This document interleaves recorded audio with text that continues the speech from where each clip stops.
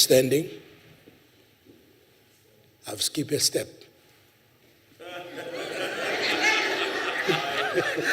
Thank you. Sit down.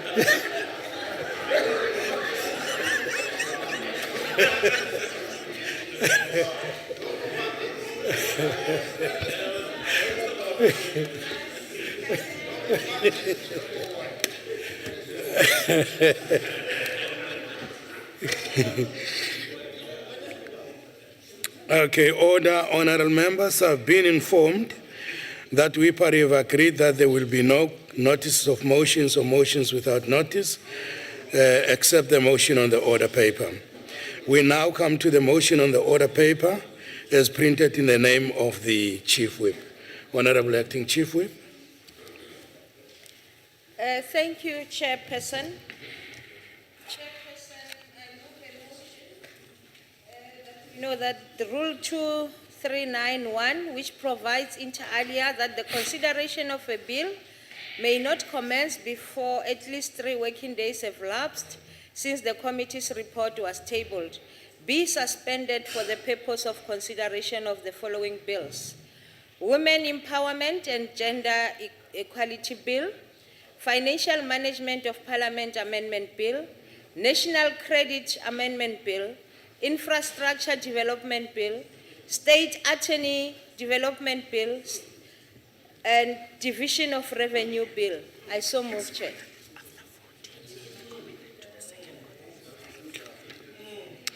As there is no speaker's list, I shall now put a question. And the question is that the motion be agreed to, as the decision is dealt with in terms of Section 65 of the Constitution. I shall first ascertain whether all delegation heads are present in the chamber to cast their province's vote. Are they all present? Yes. Yes, in accordance with Rule 7.1, I shall first allow provinces the opportunity to make their declaration of vote if they so wish. Any province that wish to do so? None. We shall now proceed to the voting on the question. Heads of delegate will vote by pressing in favor, against, or abstain from their buttons. We'll use the electronic voting. Voting has commenced.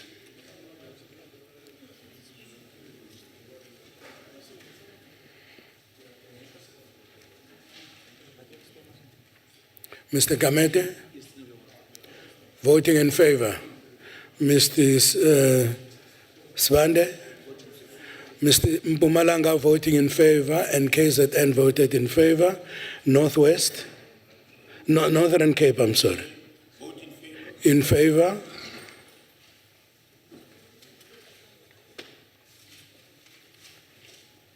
Has everybody voted? Yes. Voting closed. Staff will give me the results.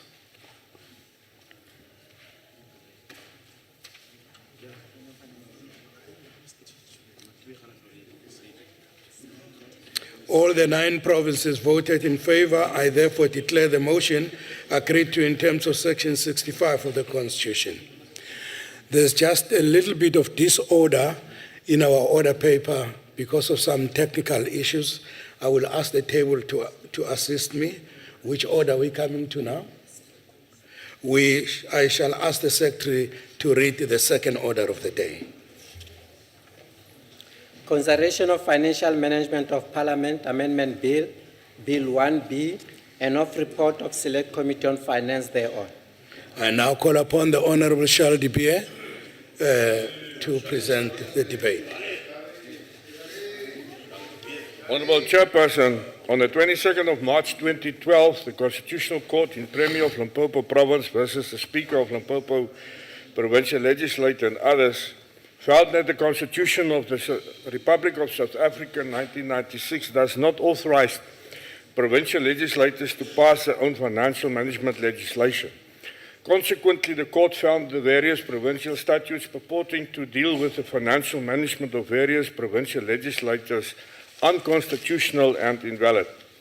Parliament, which enjoys plenary legislative authority, may either assign such power to the provincial legislators to pass national legislation to deal with the financial management of provincial legislators. The parties to this matter were required by the order of the Court to file a report with the Court by 9 September 2013, on what steps have been taken to remedy the defect. Subsequently, the Constitutional Court ordered that the parties report on the implementation of legislation by 10 March 2014. On 20 September 2012, the National Assembly referred the Financial Management of Parliament Act 2009 to the Standing Committee on Finance to review the Act with a view to introduce amending legislation if necessary. The resolution noted technical challenges with implementation of certain provisions of the Act and instructed the Standing Committee to evaluate the application of the Act, including those provisions relating to authority of provinces to enact similar legislation and timeframes associated with various reporting mechanisms. It was subsequently decided by the Speakers' Forum that the financial management of provincial legislators will be provided for in an amendment to the Financial Management of Parliament Act, instead of assigning such legislative competence to the provincial legislators. The objectives of the bill is as follows: to include a new section to make the Act applicable to provincial legislators, amend the section relating to the oversight mechanism, transfer the duty to submit audit financial statements to the accounting officer instead of the executive authority in order to streamline the existing practice. Insert provisions to clarify the procedure for dealing with Parliament's adjustment budget in respect of its own funds, and also to amend sections relating to the tabling of the annual reports by the executive authority and align the sections relating to the auditing of the annual financial statements and submission of the annual report to the Public Financial Management Act 1999. A further amendment on the chairperson were added to by the Select Committee on Finance as agreed to, and I refer to clause 13, that's on page 7, from line 13 to delete paragraphs 1A and B, and to insert the following new paragraphs. Substitution for paragraph B of section 4 of the following paragraph. The instance of a, and that's the new word, modified audit opinion, in respect of such finding until adequate measures are put in place to rectify the issues giving rise to the modified audit opinion. And the insertion of after subsection 4 of the following subsection. For the purpose of this section, modified audit opinion includes a qualified opinion, an adverse opinion, and a disclaimer of opinion.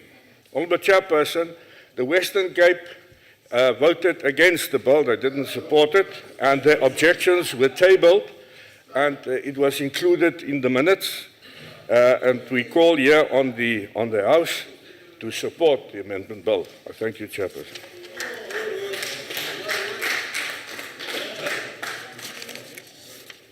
Honourable members, I shall now put a question, and the question is that the bill be agreed to. In accordance with Rule 7.1, I shall first allow provinces the opportunity to make their declaration of votes if they so wish. Any province that wish to do so? None. We shall then proceed to voting. Voting has commenced.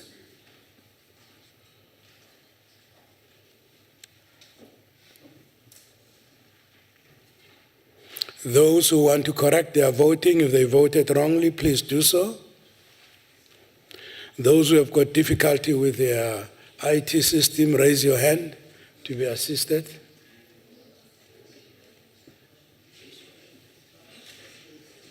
Ms. Mabe, do you have a problem?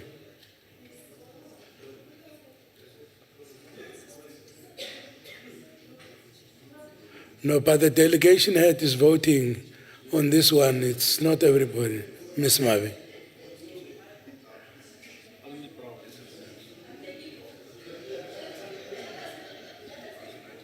No, I say she wants to vote, but this is 76 delegation heads vote. So you have voted, isn't it? That's what I'm correcting. All right. The results, 8 in favor and 1 against. Therefore, 8 provinces have voted in favor of the bill. I therefore declare the bill agreed to in terms of Section 65 of the Constitution. Can I go on with the third order? We'll skip the third order, the Secretary will read the fourth order. Consideration of Infrastructure Development Bill, Bill 49B of 2013, and of report of Select Committee on Economic Development thereon. I'll now call upon Honorable Freddie Adams.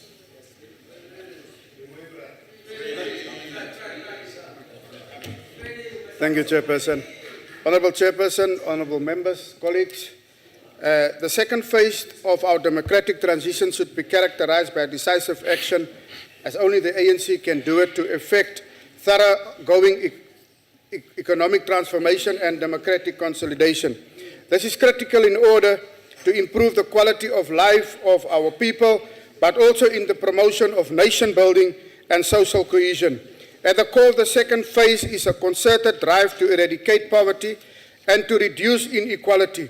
Every South African should enjoy a decent quality of life, and not some, as our opponents seeks to do. This applies both to income poverty and access to basic services.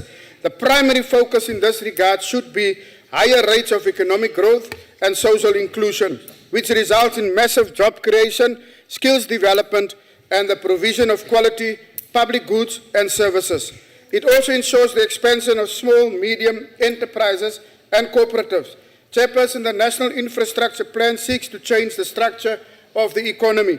Apartheid spatial distortions support both beneficiation and industrialization and contribute to facilitating intra-Africa trade. As a flagship program of the state, all spheres of government have joined in taking this forward. Chairperson, today marks an important milestone in the history of the National Council of Provinces. This is the first ever legislated intervention of its kind dealing with infrastructure coordination.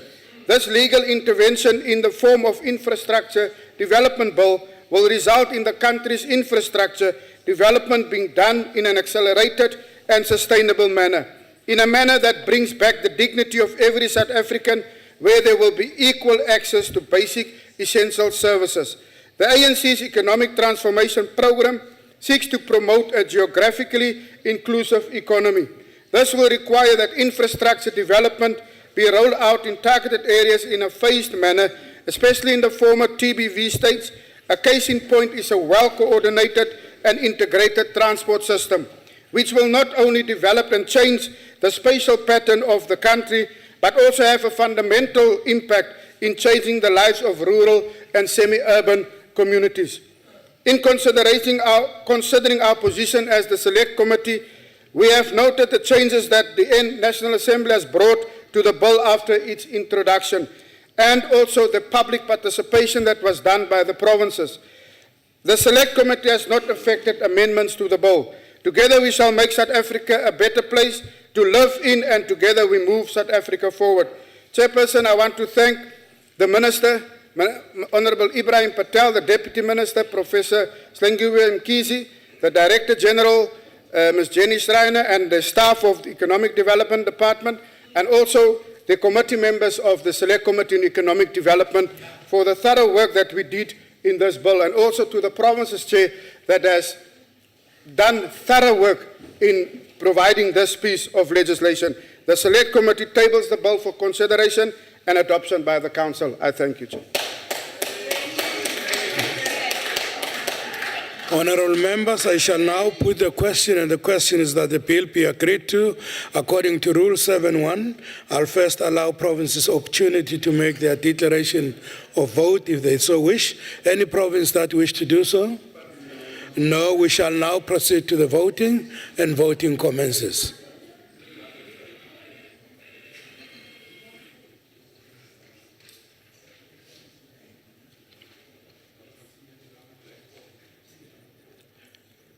Het jullie allemaal gestemd?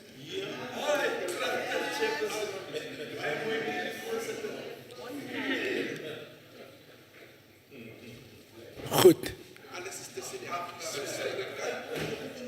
Stemmerij toegemaakt.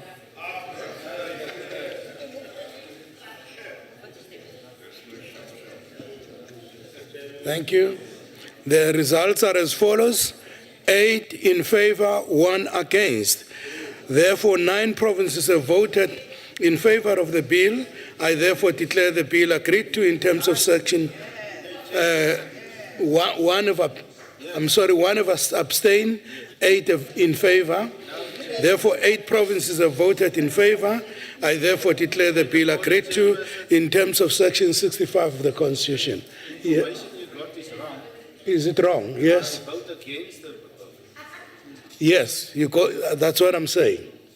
I say 8 provinces voted in favor, 1 against. Okay, thank you. Yes.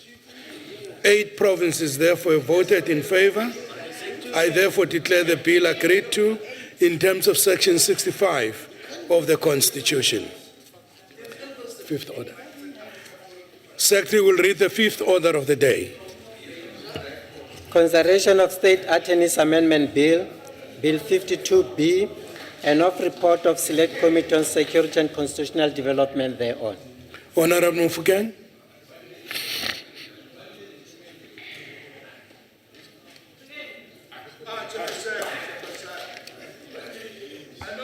Thank you very much, Chairperson. The State Attorney Amendment Bill is a step towards implementation of the Department's Speak into a microphone, Mr. Mufukeng. framework for the transformation of the state legal service, which was developed in 2012 to address some challenges experienced in the sector.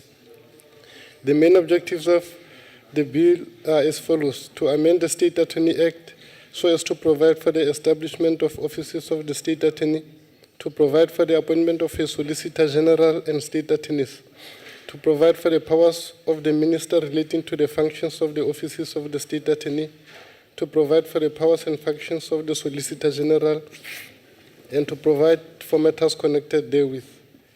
The Department of Justice and Constitutional Development responded to the amendments proposed in the province negotiating mandates on the bill.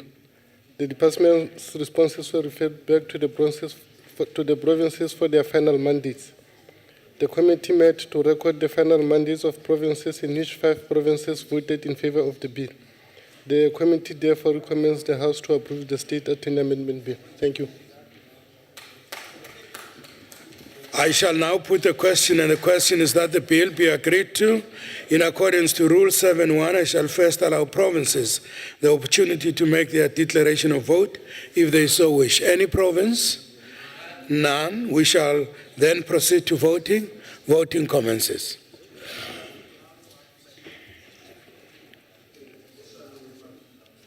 Honorable Swande? Vote in favor, Mpumalanga. Eastern Cape? In favor?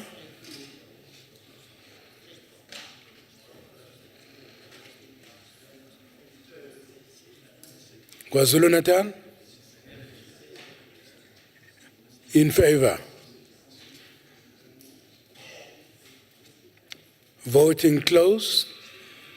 Staff will give me the results.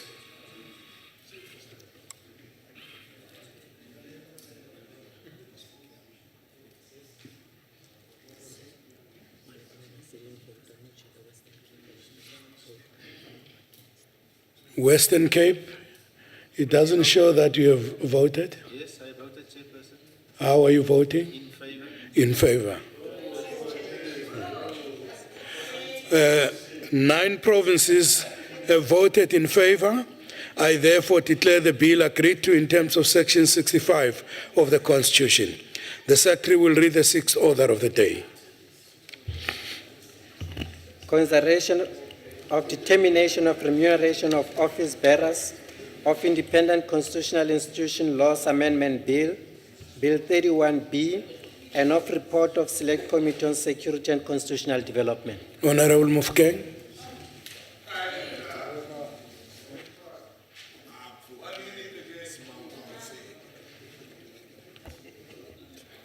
Thank you, Chairperson.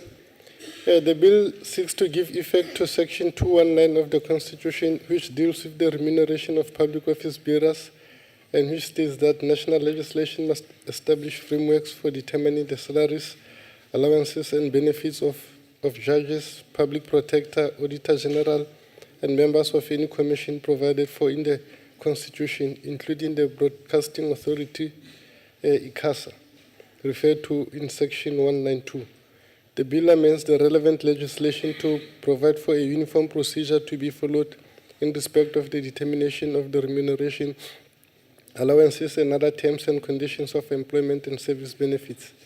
The bill will thus bring salary determinations of the Public Protector, the Auditor General, South African Human Rights Commission, other commissions, as well as ICASA, also under the ambit of the Independent Commission for the Remuneration of Public Office Bearers. The committee received a briefing from the Department of Justice and Constitutional Development, and the committee adopted the determination of remuneration of office bearers of independent constitutional institution amendment laws. The committee recommends that the council approves the determination of the remuneration of office bearers of independent constitutional institutions laws amendment bill. I thank you. That concludes the debate. I shall now put a question, and the question is that the bill be agreed to. In accordance with Rule 6.3, I shall first allow political parties to make their declaration of vote if they so wish. Is there any political party that wish to do so? No. This is a 75 bill.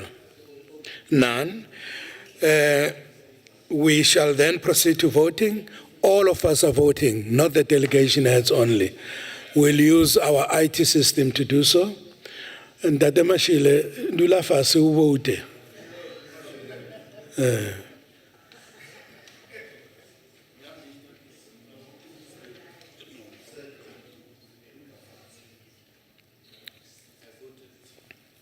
Has everybody voted?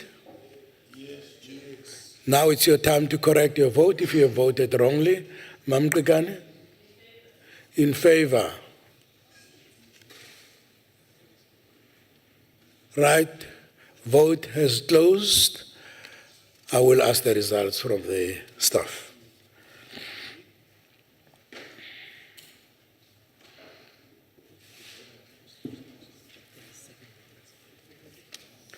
"37 members have voted in favor, nothing against, and nobody abstained or party.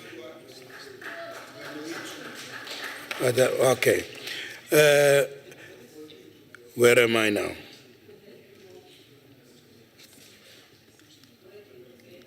The majority of members have voted in favor. I therefore declare the bill agreed to in terms of Section 75 of the Constitution. The Secretary will read the seventh order of the day. Consideration of Division of Revenue Bill, Bill 5 of 2014, and of report of Select Committee on Appropriations thereon. Honorable Chane.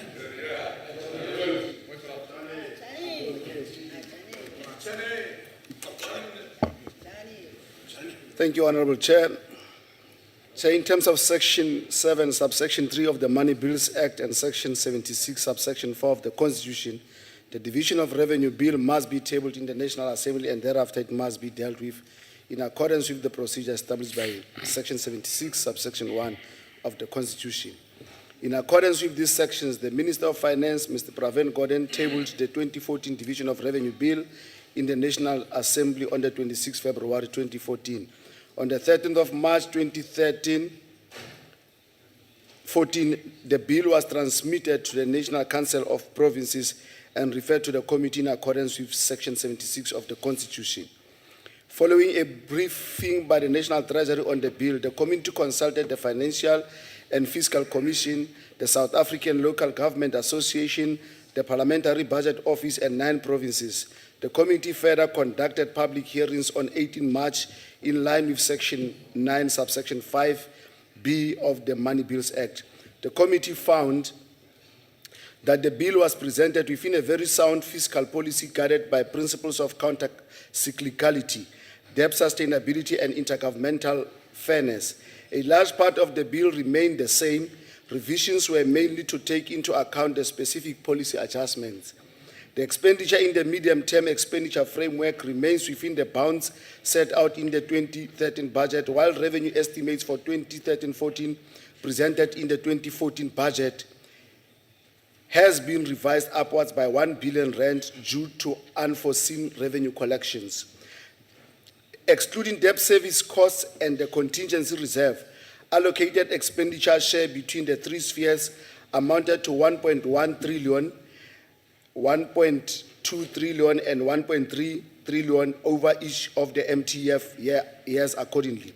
Despite the factoring in of the population movements in provincial equitable shares, over the MTF, nominal increases are reflected in the equitable share allocation of provinces when compared to last year's allocation. There have been a number of changes made with regard to conditional grants that might require regular monitoring to assess any efficiency and effectiveness. Such changes are introduction of new grants, additions and reductions of allocations to certain grants, a shift of grants from direct to indirect grants. Although the new local government equitable share formula imposed major changes to the allocation of some individual municipalities due to the updated 2011 census data, the local government equitable share allocation increased within each year of the period under review. For the 2016-17, the nominal rand value of the allocation will have more than doubled from 23.8 billion rand in 2009 to 52.9 billion rand.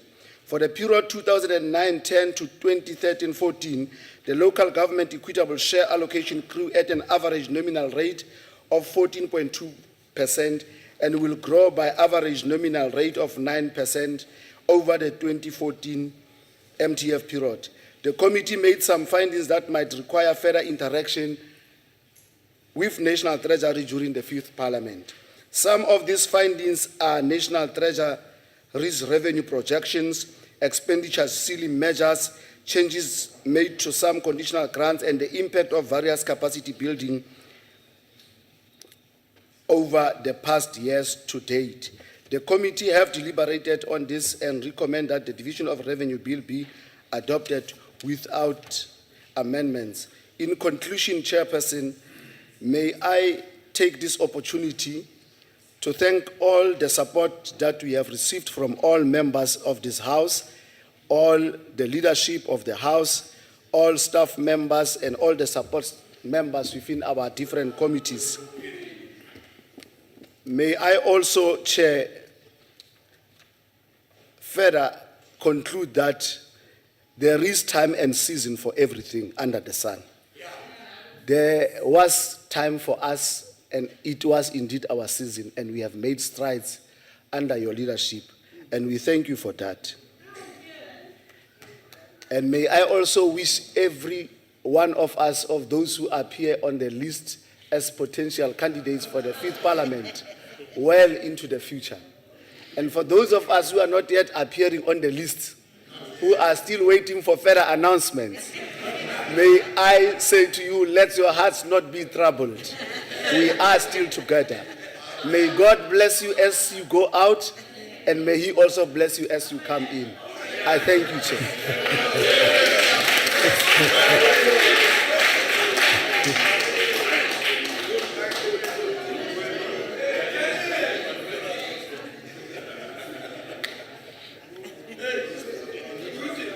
Order.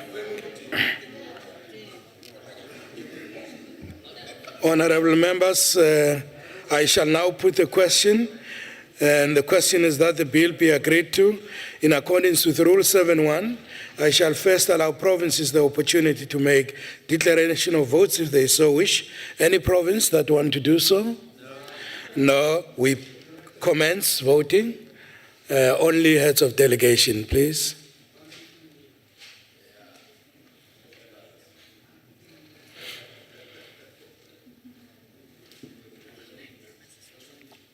Have you all voted? Yes. Right, I've got the results. All 9 provinces voted in favor.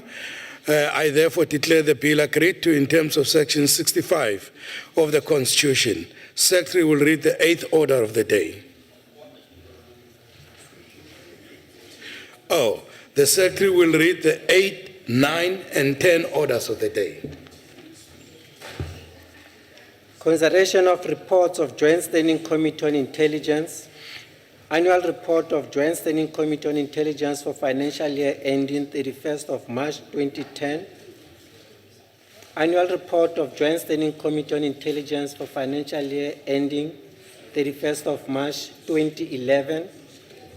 Annual report of Joint Standing Committee on Intelligence for financial year ending 31st of March 2012. I now call upon Honorable S.T. Mntsisi.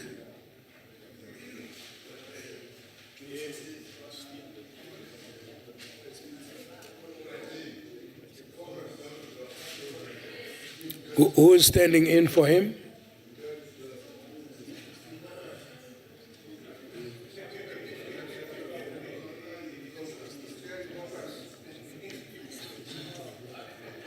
Okay, maybe he will just step in now. I don't know, look for him. Can we ask the secretary to read the 11th order of the day? Consideration of report of Joint Committee on Ethics and Members' Interest, Code of Ethical Conduct and Disclosure of Members' Interest for Assembly and Permanent Council members. I now call upon the Honorable Mashila.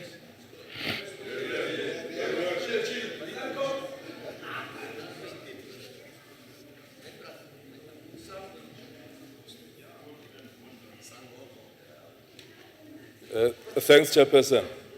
The Joint Rules of Parliament mandates the Joint Committee on Ethics and Members' Interest to review the code as and when it's required. The committee took over an incomplete work of the Third Parliament on the review of the code. The committee then adopted the incomplete work as a working document. Further improvements were made on the document over the period since 2009. The code as it stands now is a product of the committee, which all parties support. Note should be made that further improvements will be made in the Fifth Parliament if necessary. At no stage shall we have a perfect document. This code brings in principles that will guide members of Parliament as they execute their work as public representatives. These principles are selflessness, integrity, objectivity, openness, honesty, and leadership. This code must be read with Powers, Privileges and Immunities of Parliament and Provincial Legislatures Act, Prevention, Combating of Corrupt Activities Act, Financial Management of Parliament Act, amongst others. Of course, this chair, the Constitution reigns supreme. Included in this code are standards of ethical conduct that members must uphold. These include, but not limited to, maintaining public confidence and trust in the integrity of Parliament. We also outlined conflict of financial or business interests. The requirement to resolve any possible conflict of interest and declaration thereof is highlighted in the code. A number of prohibited activities that may give rise to conflict are listed to guide members. And here, Chair, we are asking members to really observe this and raise their consciousness, because conflict of interest is key in the behavior and the conduct of members of Parliament. This code prohibits a member from doing business with any organ of state. A process for approval and declaration of doing work outside Parliament is outlined. And here we are asking all parties to really observe the processes of approving their members to do business outside Parliament. Members are required to observe this. The breaches have been separated in terms of ordinary non-compliance with the disclosure requirements and the more serious prohibited activities which may attract serious sanctions. The penalties are also designed in terms of the severity of breaches. What is a more marked inclusion in this code is the provision to recommend to the appropriate House an appropriate sanction. Here we are referring to breaches where we're talking about conflict of interest, prohibition of doing work with any organ of state, because that may that may bring in serious sanctions which may not be spelled out in the code. Then the provision has been made that the committee will then recommend to an appropriate house. If it agrees, then that sanction then will be approved in that specific house. As a committee, we are satisfied that this code will bring new normality in the ethical conduct and declaration of members of parliament. This code will enhance the safeguarding of the decorum of parliament and creating public trust to public representatives. We therefore expect that after passing this code in both houses, a workshop on the code must ensue to ensure clarity on the requirements. This code completes an annual report of this committee for 2013, which has been tabled in Parliament. Chairperson, it is important that the public access this code in order to have reasonable expectation on the basis of the requirements the code directs to members. Members of the public can make submissions to the committee for consideration when this code is up for review. The code is expected to be a living document that is expected to talk to the current conditions impacting on the lives of public representatives. I therefore present the Code of Ethical Conduct and Disclosure of Members' Interests for Assembly and Permanent Council members for consideration and a possible adoption by this House. I thank you, Chairperson.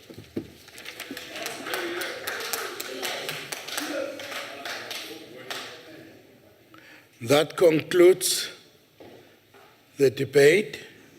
I shall now put the question, and the question is that the report be agreed to. In accordance with Rule 71, I shall first allow provinces the opportunity to make their declaration of vote, if they so wish. Any province that wish to do so? Honorable Becker, have you been designated to do so? Yes, Chair. Okay.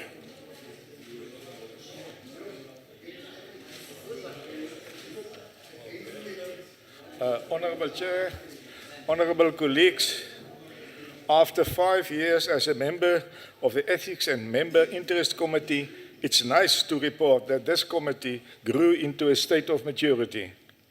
It's a great pleasure to support the Code of Conduct on behalf of the Democratic Alliance. To be a member of this committee means that you are there as a member of Parliament and not as a representative of any political party. Members of this committee should keep high standards of moral and ethical values. This is of utmost importance to have a clean government. I thank you. Any other province that wish to do so? None. We shall now proceed to voting. Voting has commenced. Delegation heads only, it's a 76.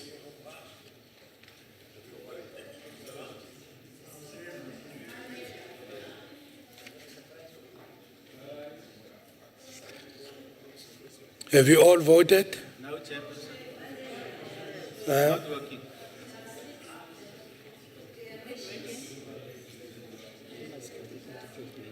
All right, let's indicate manually quickly.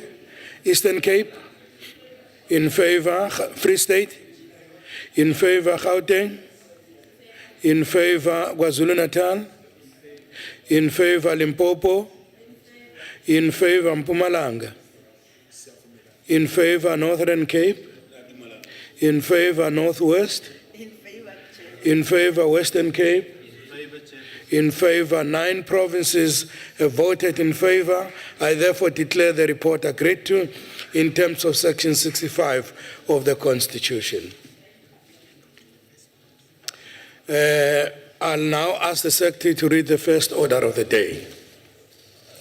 Consideration of Women Empowerment and Gender Equality Bill, Bill 50D of 2013, and of report of Select Committee on Women, Children and People with Disabilities thereon. I now call upon the Honorable BP Mabi.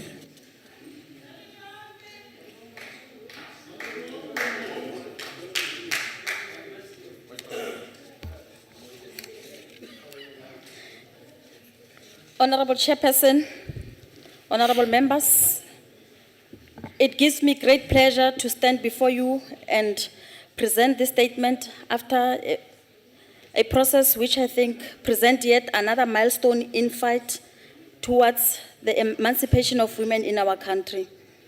On the 27th of April 2014, a month from today, our country will be celebrating 20 years since the advent of the democratic dispensation, and during that time, much progress has been made in laying the ground for advancing the rights of women, starting with the founding document that binds us all, the Constitution of the Republic, and ending with this bill before us today, the Women Empowerment and Gender Equality Bill. All this progress was made possible through the efforts of the African National Congress, its deployees in government, as well as other role players in this arena of struggle.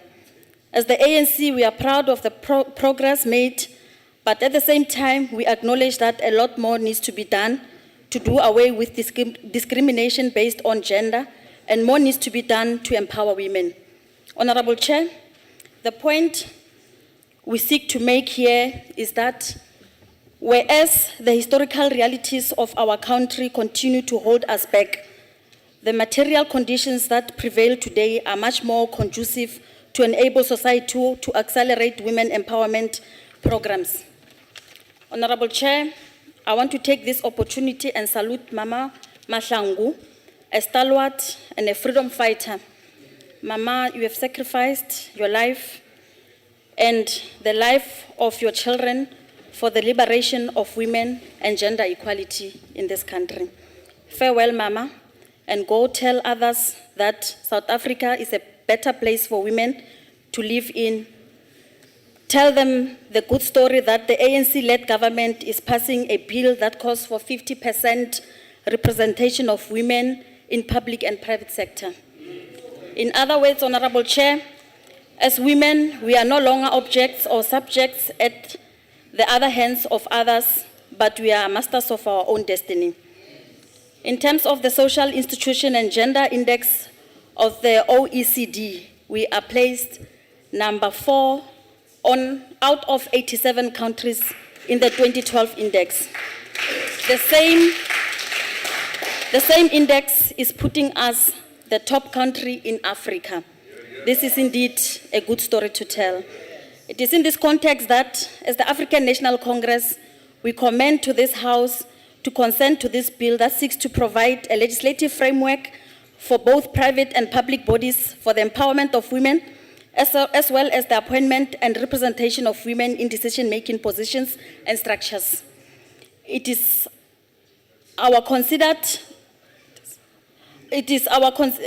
consider this view that therefore ought to be sufficient consensus across all political parties on this piece of legislation, because its passing here today will represent victory for women, and this will be part of the good story of our country.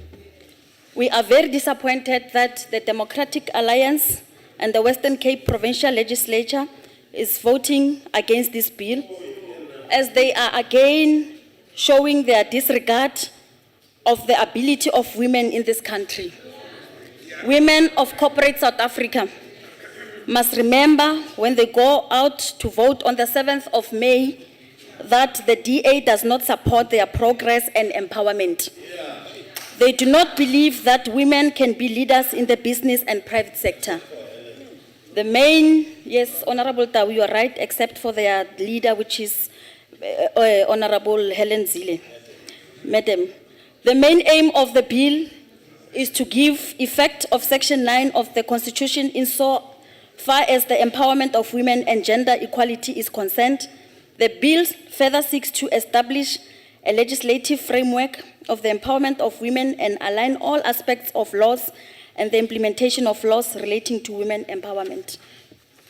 The bill also seeks to align aspects of law and implementation of laws relating to the appointment and representation of women in decision-making positions and structures.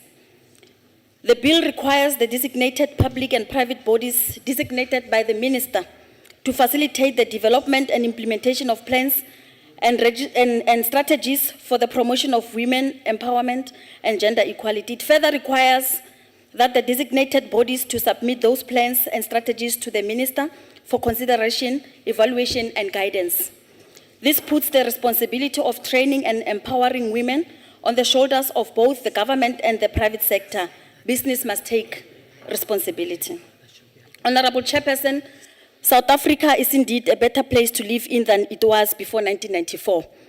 We are proud to tell the good story of women empowerment in our 20 years of democratic government. As we celebrate our second decade in government, we are proud to say we have opened doors for women and we have recognized the role and value of women because they are a majority in our society. Chairperson, the women of South Africa, they sing a song that says, Ayaduma amakhosikazi azongena eParliament. I want to task the composers of this song to rewrite it and add the good story of women empowerment and development and say, Ayaduma amakhosikazi ayongena economic mainstream, ayongena businessini, ayongena emabhotini, ayongena judiciary, ayongena naku government, 50-50, no compromise. We're fighting for our space. Honorable Chairperson, while the bill reminds us that the struggle for women economic empowerment is not yet over, it puts paid once and for all to the myth that the woman's place is in the kitchen.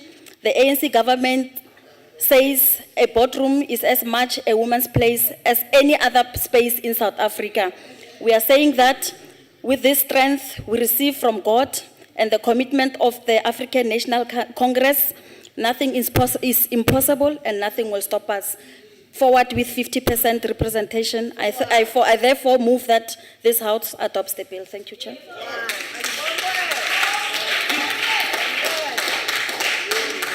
Honorable members, I shall now put the question, and the question is that the bill be agreed to. In accordance with Rule 7.1, I shall first allow provinces the opportunity to make their declaration of vote if they so wish. Any province that wish to do so? Yes, Chairperson. Honorable de Villiers. Thank you very much, Honorable Chairperson. Chairperson, the Western Cape Legislature cannot support the bill due to the following. The amendments given by the province were not fully given time to the people to counter their views after the department was allowed to oppose their amendments. The Western Cape Parliament supports the empowerment of women, and they do not believe that this bill will bring about meaningful change to the millions unemployed women. The feasibility and constitutionality of the bill is of a huge concern.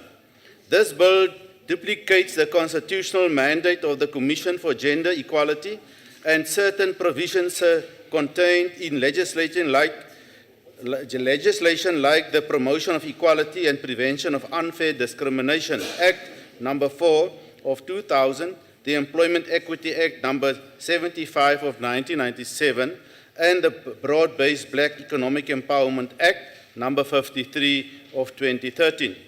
The Western Cape Legislature cannot support attempts to impose quotas and the top-down manipulation of the labour market. This bill fails dismally to adequately consider economically vulnerable women, such as unemployed women, rural women, disabled women, women working in the informal trading sector, lesbians, gay, bisexual, transgender, and sex workers. This bill should be abandoned and not allowed to become an act before all the concerned areas have been addressed and rectified. The Western Cape Legislature opposed the Women Empowerment and Gender Equality Bill. Thank you, Chairperson. Honorable Rota. Thank you, Chairperson. It's not a surprise that the Western Cape Legislature will vote against this bill. Look at the Western Cape Legislature. It's all men. Remember, Honorable Chairperson, let's remind the DA that Verwoerd in 1954 said it straight that girls should not be taken to school. That is how we grew up. And today, because of what the ANC puts forward. And because of the ANC today, as Honorable Mabi said, we are the 4th in the world. It's not because of other parties, it's because of the ANC that recognizes that women should be there. And we are saying it doesn't have to be in parliaments only, and we support this and say it must be everywhere, 50% Pambili. Thank you.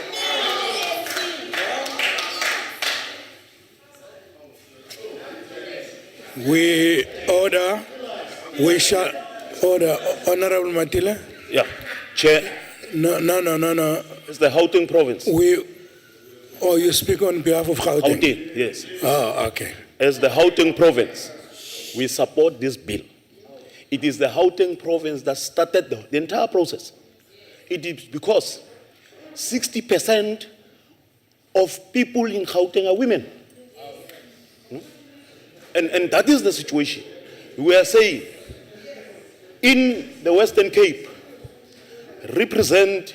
On a point of order, Ms. Van Lingen? I thought that you asked political parties if they wanted to make declarations. Provinces had their say. This is a section 76. According to Rule 71, we give provinces. So his speaking has been delegated by the Gauteng head of delegation to speak on behalf of Gauteng. Yeah. Chairperson. That's why I've been asking. Continue, Honorable Matila. Yeah, thank you, Chairperson. The point we are raising is the Western Cape still represents the old order. That's what they are doing in the Western Cape. You know, what you see in the Western Cape, you find white men, even my colleague as a colored, is not properly represented in the Western Cape. You see? That is why you have in the Western Cape Honorable Helen Zille as the only leader. It says in the DA, there's no other leader. She's the only leader because she's premier-elect, she's president-elect. The same person. No other women are empowered in the DA, which is a problem. Thank you very much. Okay. All right. We are not surprised. Order. Mr. Kamet, have you been delegated by your province? Bujalo Slar. Okay. KwaZulu Natal? Chairperson, KwaZulu Natal supports this bill. And I happened to pass by one meeting of this committee, and I got to know that other women from DA support this bill. But males do not support it. We don't have to go also only to the Western Cape. Even in this house, the majority of members from DA are white males. Yes. Even white females aren't given that opportunity. So for us as KwaZulu Natal and as the ANC, we're saying all females, black, white, must be fairly represented. Thank you. So, thank you, Chair. Thank you. Mpumalanga, delegation head? Thank you, Chairperson. Chairperson, it's not a surprise that EDA oppose this bill. And I hope and I believe that they even never go for public hearings, as usual. Decisions abayithathayo ithatha ngama-mails kuphela. The only credit which is given to EDA is Impela Kiss, that's all. Honorable Makunyane, have you been delegated? Right. By Limpopo. Limpopo? Yeah.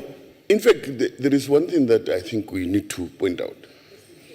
That before 1994, there were very, very, very few women in Parliament.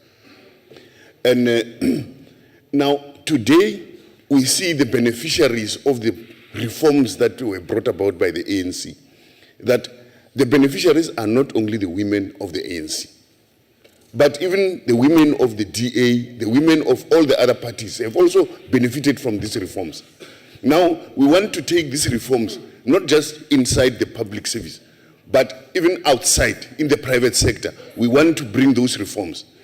And the only way to ensure that those reforms take place is to implement this bill, to pass this bill, to ensure that the changes that we have brought within the public service also take place within the private sector.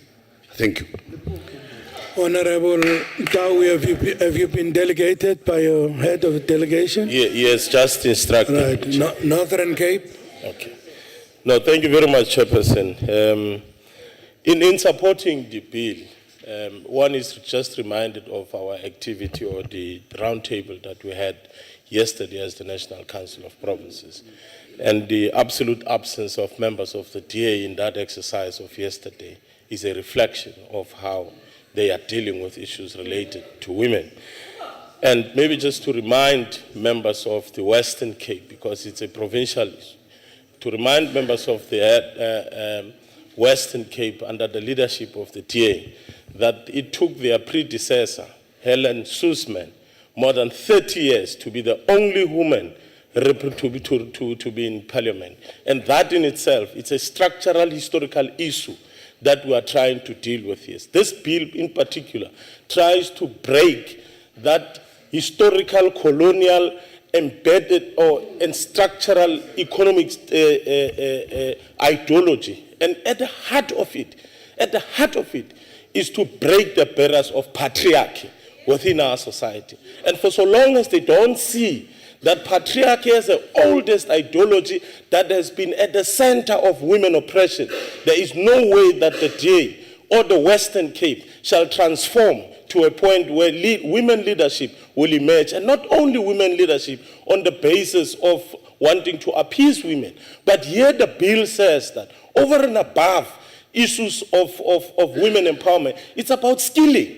It's about empowering women insofar as knowledge is concerned. It's about giving them the capacity to lead, to own, and to give direction in our society. Hence, we are continuing to say, as the Northern Cape, we shall move South Africa forward together with the women of the country. Thank you. No. Okay, that concludes. Eastern Cape, you haven't spoken. Sihlalo siliphondo lempuma koloni sithathe ingqalelo kulomthetho okanye kulomqulu walomthetho ozawuyilwa siucingisisile siyimpuma koloni safumanisa okokuba kukokuqala mhlawumbi nokugqibela okokuba amalungelo abantu abangomama aviwe elizweni kungenxa yalombutho kaKhongolose obangele okokuba nathi sifumane ithuba ikakhulu sihlalo lomthetho ugxininisa ngakumbi nangakumbi kubantu abangathathi intweni kubantu abangazange bazi okokuba bangaze bavule amashishini okanye bangaze bathathelwe ingqalelo kumashishini abasebenza kuwo nakwindawo abaphangela kuzo eburhulumenteni siyavuma siyimpuma koloni intoba uMzantsi Afrika siyawuthatha siyaphambili nawo enkosi. Mr. Jacobs, Free State. Yeah, thanks, Chair.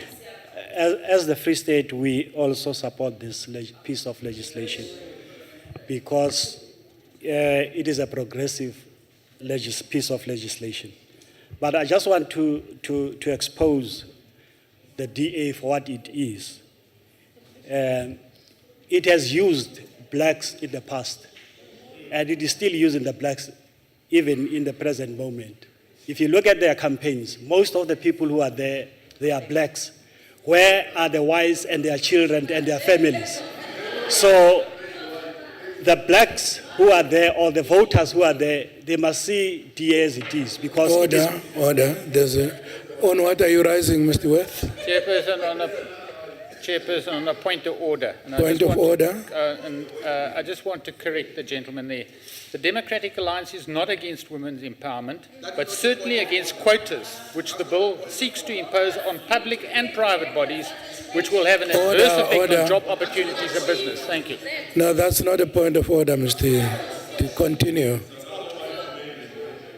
Yeah, Chair, if they say they support women empowerment, why their list, it is all dominated by white, male. So I think I'm just warning the voters that there is no future in the DA. Let them vote the ANC. Thanks. Okay, Honorable Kekesi.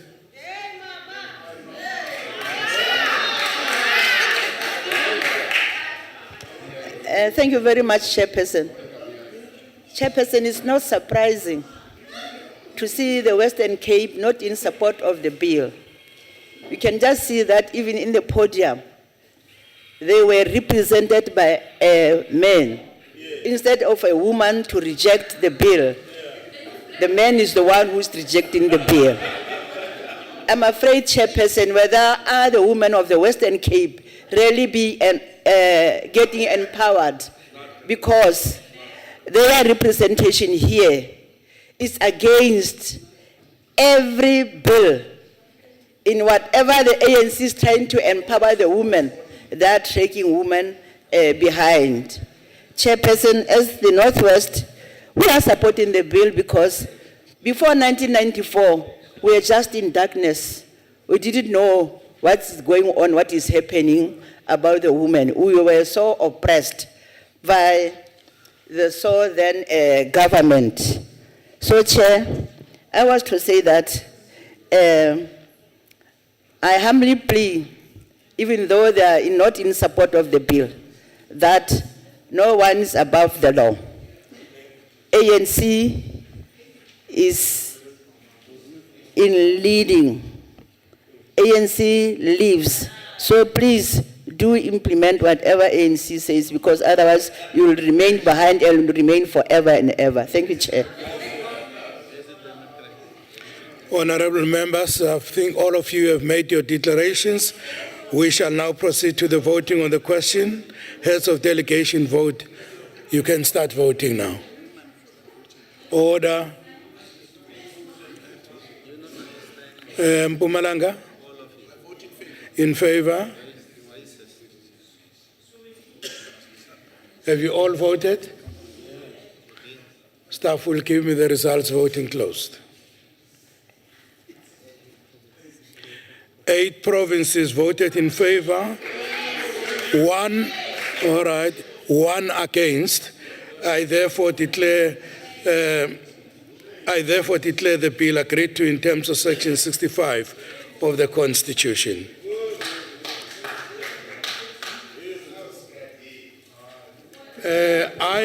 Honorable members, let me just come to the right thing there.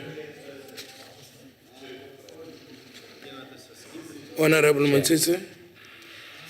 My apologies, Chairperson, because it seems like the table was not informed that the report on intelligence has been deferred for tomorrow. Thank you. Oh, okay. Acting Chief Whip. And I think we are done with that matter. The table has been consulted. The report will be adopted without a statement. Thank you. Well, I have been informed that Order 8, 9, and 10 should be adopted without a statement. So I'm going to go straight to the voting of those orders. But before I do so, on Order number 8, in accordance with Rule 71, I shall first allow provinces the opportunity to make declaration of vote if they so wish. Is there any province that wish to make a declaration on vote 8? None. We shall now proceed to the voting. Voting has commenced.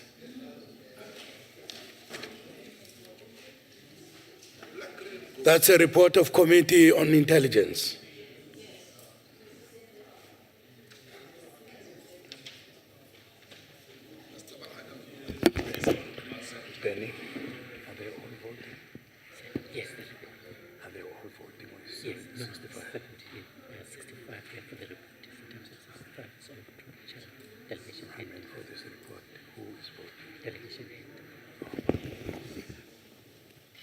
Delegation heads, you are the only one voting. We're voting for order number 8. Order number 8 is consideration of report on Joint Standing Committee on Intelligence. The Secretary has read that earlier on. You remember? Yes. Now I'm putting that. You vote against, in favor, or abstain. That's what you are voting for. That report. Voting has commenced.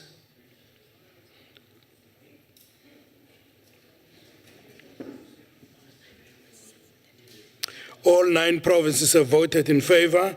I therefore declare the report agreed to in terms of Section 65 of the Constitution. We shall now move to order number 9. Before I do that, I'll allow the provinces, according to Rule 71, an opportunity to make their declaration of votes if they so wish, and that is consideration of report on the Joint Standing Committee again on Intelligence. Voting has commenced.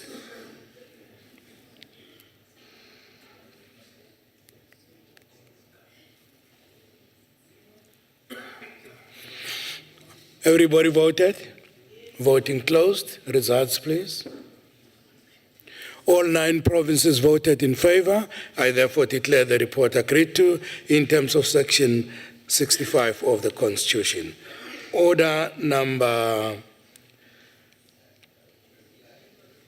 9. Am I correct? Order number 10, I'm sorry. Consideration of the report on Joint Committee also on Standing Committee. Before I do that, in terms of Rule 7.1, I'll allow provinces an opportunity to make a declaration of votes if they so wish. Any province? Voting will commence. All voted? Voting closed. Staff will give me the results. All 9 provinces voted in favor. I therefore declare the report agreed to in terms of Section 65 of the Constitution. We will now come to order number 3. I will ask the Secretary to read order number 3.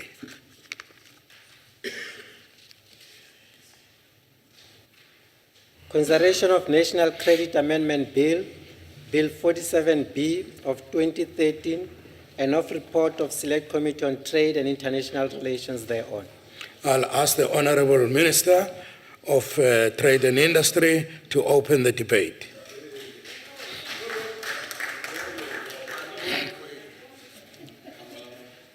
Thank you very much, Chairperson. Chairperson, the NCAB, the National Credit Amendment Bill, follows intensive assessments of the effectiveness of the National Credit Act, which was passed in 2005, which was also involving extensive consultation with stakeholders both within and outside government. All the reviews agreed on one thing. The National Credit Act was a groundbreaking and a quality piece of legislation whose key principles remain valid and important today. The fundamental principle of this Act is that it required credit providers not to engage in reckless lending, and if they did, to provide for the transaction to be declared null and void. To this end, the Act required credit providers to engage in affordability assessments before granting credit, and also provided a number of ways in which over-indebted consumers could have access to facilities such as debt counseling to end their over-indebtedness.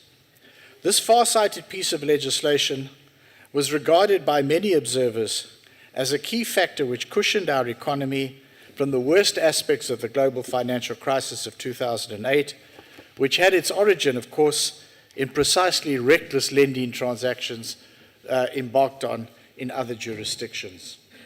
However, the reviews highlighted the need to amend certain provisions of the Act and to strengthen regulations, develop industry codes in order to improve its effectiveness and to fully achieve the intended outcomes of a fair, transparent, and accessible credit market in South Africa.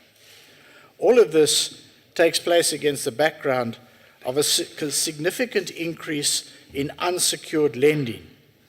Within this broad category of unsecured lending, we have found that there have also been a number of predatory transactions targeting low-income people and the poor and creating further conditions of difficulty for poor people in our country. Gaps in the implementation of debt counselling and debt review procedures were also identified, leading to the amendments of other clauses in the main Act. Chairperson, it is of concern that more than half of the 21 million credit-active consumers in this country have their credit records impaired. Adverse listings on credit bureaus are difficult and costly to remove, even if the debt is repaid, and this can have an adverse effect on the individual, both in terms of accessing other credit transactions and also even in accessing employment opportunities. It's against this background that the amendment bill is introduced, and it covers the following areas, some of which I will speak to. First of all, it seeks to improve the effectiveness of debt counselling and debt review by removing an anomaly which had resulted from a court interpretation of Section 129 of the main Act. This section was intended to allow consumers who were in credit difficulty to approach creditors with the intention of seeking debt counselling. But the information that was provided was also allowing other creditors to act against those consumers even while they were undergoing debt counselling, even to the extent of acting to repossess their homes. The amendment that's sought here will allow a consumer to be issued with a clearance certificate if that consumer has paid up all his or her debt except the outstanding debt which has been serviced in terms of a mortgage agreement, provided that there are no arrears on that mortgage agreement. The second area that the amendment bill addresses is affordability assessment regulations. Research undertaken by the National Credit Regulator had revealed that there are in fact serious gaps in the way in which affordability assessments are conducted. Credit providers are allowed, in terms of the Principal Act, to develop their own models, and our research revealed that there was a wide variety of practices, and in several cases, no real assessments were being conducted at all. And this means that a lot of credit was actually being extended recklessly, even going against the spirit and objectives of the Act. In fact, there was a simple rule of thumb which was generally applied. If someone's name was on an adverse listing on a credit bureau, they would not receive credit, even if in fact they were credit worthy. But at the same time, if your name was not there, you were considered fair game, and anybody could be preyed on in very predatory ways as well. The amendment bill will empower the Minister to provide affordability assessment regulations to achieve uniformity and consistency in this area. We will in fact be requiring more robust and more significant affordability assessments. Linked to this, the amendment bill amends sections dealing with adverse consumer credit information. It will essentially allow for the immediate removal of adverse credit information after payment on an ongoing basis.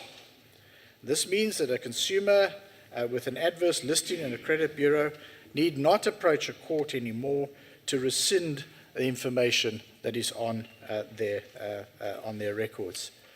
Chairperson, what we've basically found is that it has been a costly and difficult process to remove your name from an adverse listing on a credit bureau, even if you pay back the debt that you have incurred. And this is, in fact, in my estimation, has been a disincentive to pay back the debt. Because if you pay back the debt, you don't automatically get all the adverse credit information removed. So you might as well not bother to pay back the debt. What we are saying now is once you've cleared the debt, your name will be removed through a simple, straightforward administrative process. In this regard, let me salute the initiative of this Council, and in particular of the Select Committee under the chairpersonship of the Honourable Gamedi, which spearheaded a series of hearings which led to the introduction of Regulation 37386 in the Government Gazette, which will require a once-off removal of adverse credit information from the records of credit bureaus.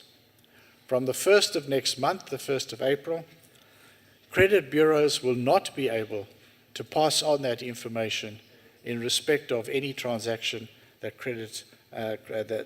involves credit transactions, and they have 2 months thereafter to remove all that information from their records. I want to salute this House for the pioneering work which it did together with our department and the National Credit Regulator to bring that important, I think, benefit into place. Given what I said earlier on, that half of all people have adverse credit records, that's a measure which will benefit no less than 10 million people in this country. Thirdly, the Act deals with improved standards of service and procedures for debt counsellors. The debt counsellors are in fact now subject to stricter regulations.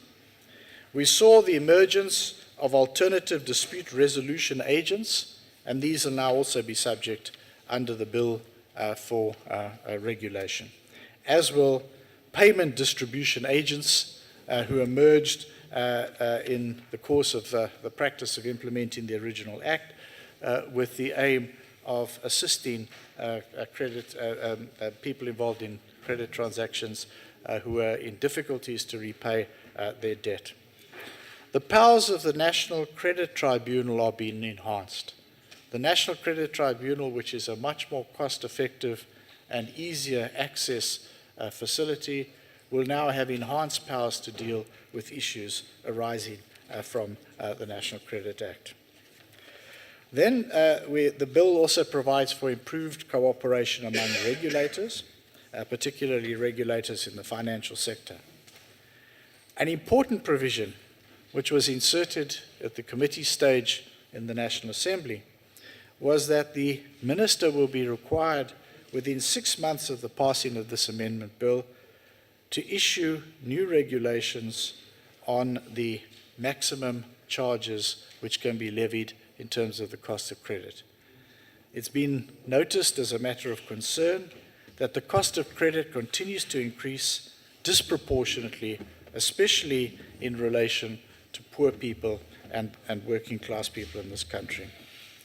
The amendment bill introduces a capping on credit insurance, and it is going to, I think, make a difference in terms of the cost of credit. Predatory and deceptive advertising to consumers will be regulated, and all in all, I think that we will tighten up on the illegal credit providers by removing one very, very important loophole.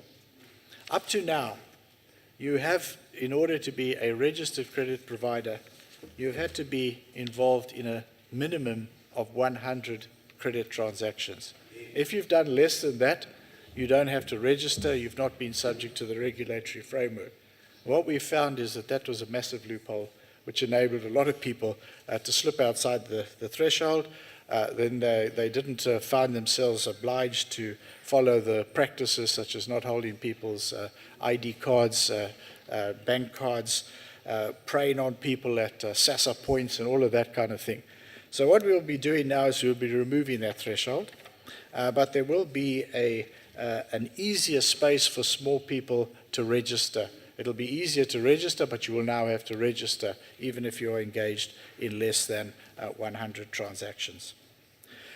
There's a prohibition on the selling and collection of prescribed or extinguished debt. We are reviewing the governing structures of the National Credit Regulator. This is part of a bigger exercise in the Department of Trade and Industry and also in government as a whole. Where we are reviewing why do some agencies continue to have boards, is it necessary? and particularly regulatory agencies are being brought back into the department without the necessity of them any longer having boards. We did this with the National Regulator of Compulsory Specifications, and through this bill we will be doing the same with the National Credit Regulator. Chairperson, I think that I would want to thank the Honourable Gamedi and the Select Committee for all the work they've done. I've already acknowledged the work they've done on the removal of adverse credit information. I want to thank them also for the way they have processed this particular piece of legislation. It was passed unanimously in the National Assembly, and I trust that the National Council of Provinces will provide the necessary endorsement for us to be able to move ahead and implement this important amendment bill. Thank you very much. Thank you, Honourable Minister. I now call upon Honourable Dikale.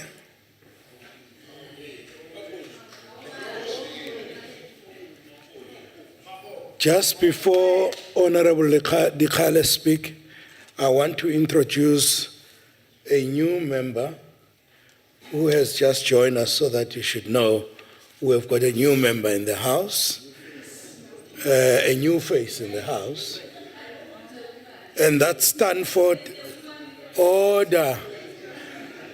And that is Stanford Makashule Ghana from the Democratic Alliance.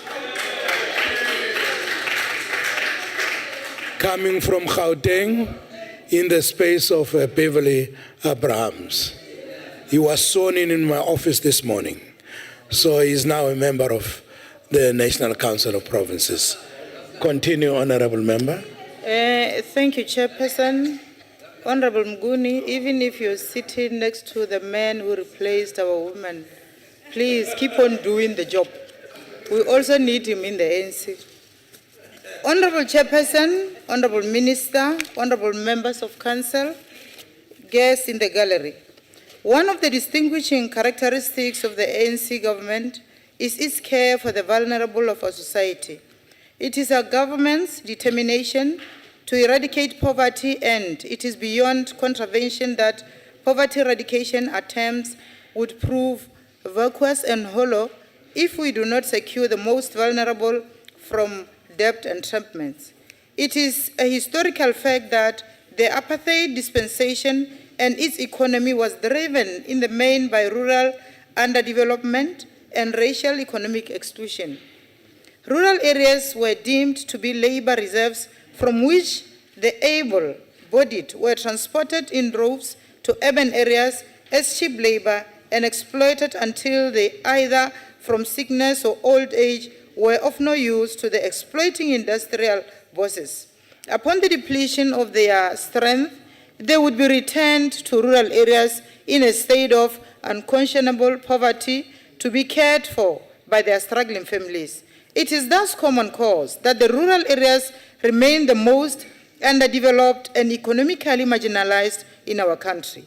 Reversing the legacy of poverty, unemployment, and income inequalities, I call them the three devils, has to be targeted in the main at rural areas. It is the rural poor who find themselves irreversibly indebted, and thus rural economies remain underdeveloped. Honorable Chairperson, many credit providers continue to extend expensive credit to the rural poor without conducting proper affordability tests. As a result, many poor people become increasingly over-indebted and have impaired credit records.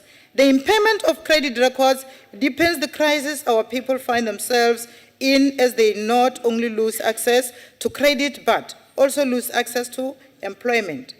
We welcome the provision in the bill which allows automatic removal of adverse credit information upon the consumer repaying the owned debt to creditors. It stands opposite to the current situation in which payment of debt offers no automatic removal from the adverse credit information record. In other words, even though a consumer may have paid up all their debts, they continue to be barred from free participation in country's commerce. Surely, the current situation is not only harsh, but for all intents and purposes, it is unreasonable and cannot be justified in a caring society underpinned by the spirit of Ubuntu. Honorable Chairperson, it is fallacious to assume that equality before the law guaranteed by Section 9, subsection 1 of our Constitution translate into the consumer being at an equal footing with credit providers.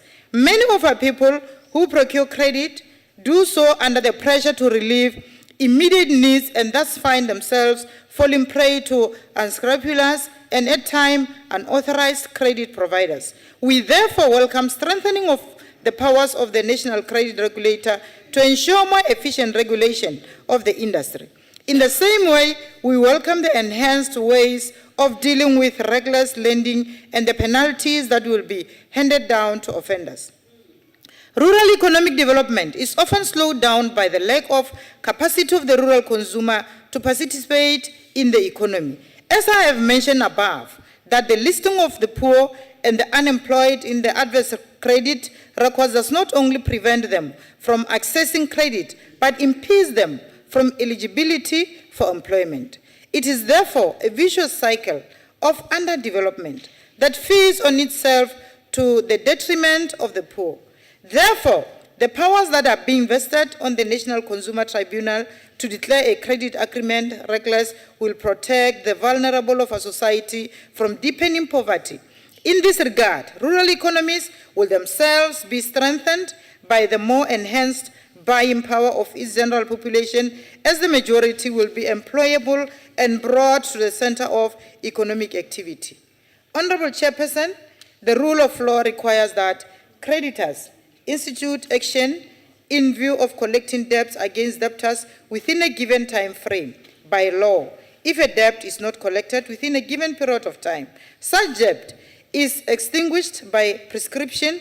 However, many credit providers have conducted and continue to conduct the business of selling prescribed debt, thus burdening the consumer with exorbitant repayment amounts as the debt collecting agents add their own charges compounded with interest accumulated on the principal debt over the years. Many poor people continue to lose their assets and falling deeper and deeper into poverty because of such unconscionable activities. We therefore welcome the prohibition of sale of prescribed debt, thus ensuring that the law is upheld to the effect that prescription of debt owed releases the consumer from the payment of such debt. In conclusion, Honorable Chairperson, our role as representatives of the people is not only to ensure economic growth through supporting our government to create favorable conditions for commerce and foreign direct investment. Our mandate must fundamentally be informed by the purpose interpretation of our Constitution of creating an equal society in which fundamental human rights are protected and freedom for all is advanced. We therefore are enjoined to protect the vulnerable of our society. Perhaps it is time that we also re-examine our jurisprudence or legal philosophy as well as our common law in relation to how they treat the poor and the vulnerable. Perhaps our approach must be informed not so much by protecting those who do business, by ensuring ease of collecting back their investments, even at the expense of the human dignity of those who in good faith enter into agreements with them. It is high time that our history of underdevelopment and economic exclusion directs how the poor are treated by the law. The bill we support because the bill does restore the dignity of the poor and the marginalized. It is a bill that will enhance the economic activity of rural economies through removing the stranglehold of adverse registration from the poor. It is a bill that will ensure that those who seek to ensnare and entrap the rural poor into a web of a debt are penalized. It is a bill that will limit the propensity of a number of credit providers to engage in reckless lending. Indeed, for the first time, we move South Africa forward to a future in which payment of one's debts will result in automatic removal from bad records and freedom to engage in commerce. This amnesty means more to the poor in general and the rural poor in particular. I thank you. Honorable van Lingen.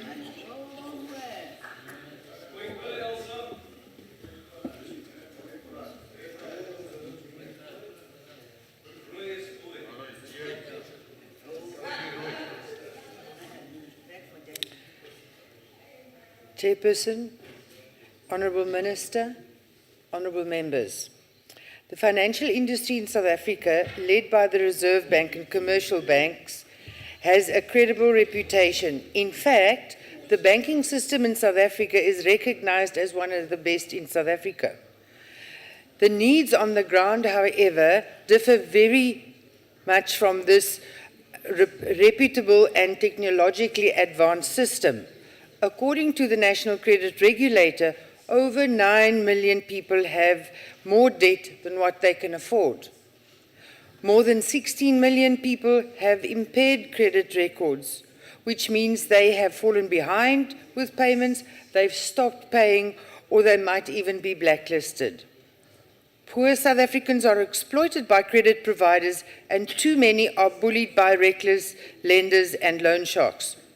Consumers are charged very high interest rates, handling fees, and additional premiums for credit insurance. Unfortunately, risk profiles of consumers are not considered. The cost of credit, therefore, leaves many poor people having their property confiscated, losing control of their personal finance by holding illegally their bank or social grant cards through loan sharks. Often they are bullied into signing voluntary garnishing orders. So, it became necessary to protect vulnerable communities by placing obligations on the industry rather than to prescribe to consumers when credit transactions may be entered to.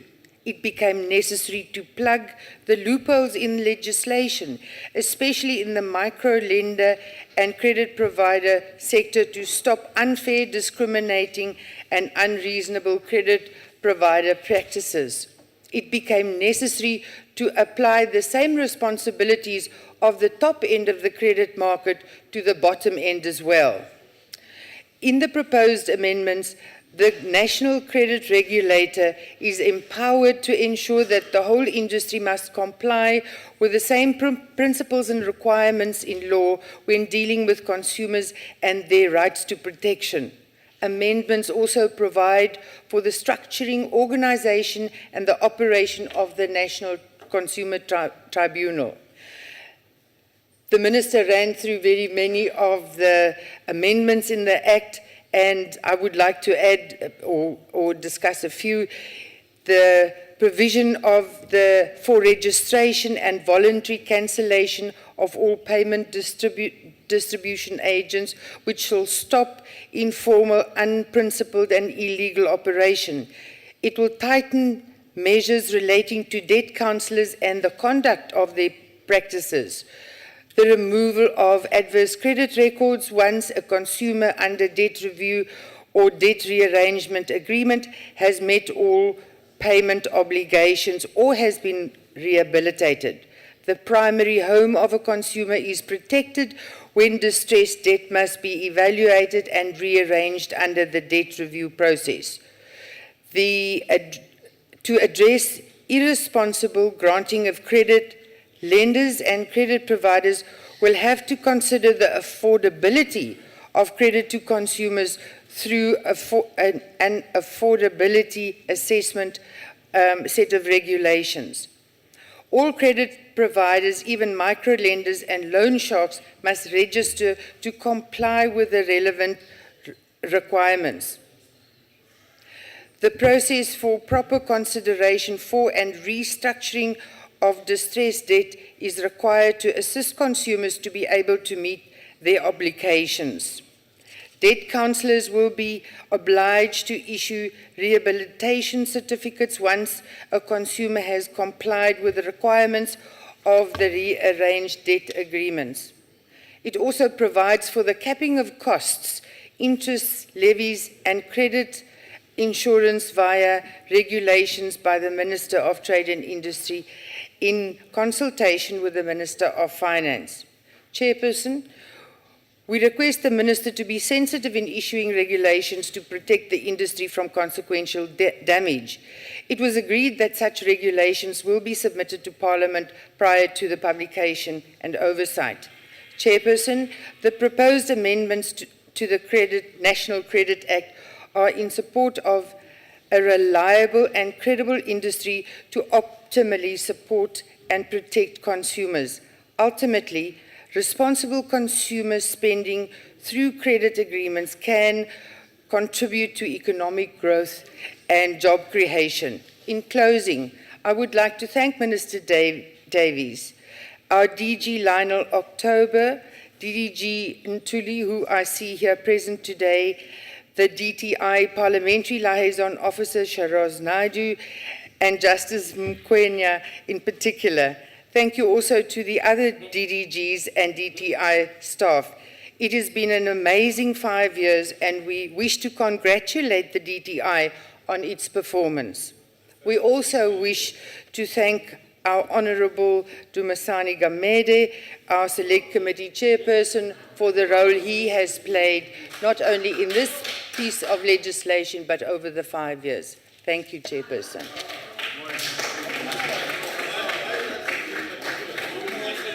Honourable Kekesi.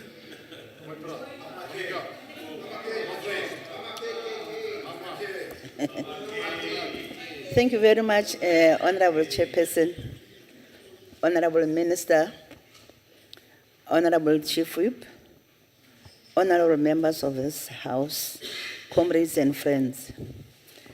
Honourable Chairperson, credit is one of the cornerstones of the modern financial system that lubricates the economy and promotes commercial activity. However, credit enables people to spend more money than they don't have, spend more money than they earn, use credit for ordinary purchases, use credit even when they have cash, and use debit to pay off the debit. The use of credit are used by poor people, those who don't have management skills, often leads people into a situation over the indebtedness where they are unable to service credit agreements. The complex nature of credit agreements render many consumers vulnerable and often exploited by the credit providers. This led to the establishment of National Credit Act. The Act, like other legislation, such as 2002 Financial Advisory and Intermediary Services Act on the 2001 Financial Intelligence Center, Act that affects the financial services industry, help to enhance control for a better or more responsible credit practices in the credit industry. Honorable Chairperson, the NCA was the subject of intensive consultation and is argued on one of the best researchers' pieces of legislation to be introduced into our law.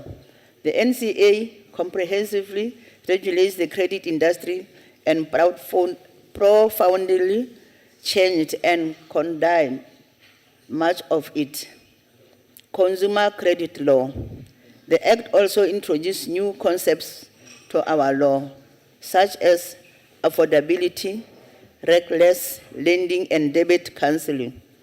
Among a long list of abuses, the Act targets 1, incorrect credit information, exploitative interest rates, fees and charges, abusive collection charges, discriminatory credit granting, and lending without regard for borrowers' ability to repay. The NCA has updated areas of the law that were contained in the Credit Agreements Act. The Act and is elsewhere that were cumbersome, unintelligible, ineffective, subject to abuse, or just. Honorable Chair, the specific objectives of the Act are inter alia, the promotion and advancement of the social and economic welfare of South Africans, the promotion of a fair, transparent, competitive, sustainable, responsible, effective, and efficient and accessible credit market and industry, and the protection of consumer by promoting development of credit market that is accessible to all South Africans, in particular to those who have historically been unable to access credit card sustainable market conditions.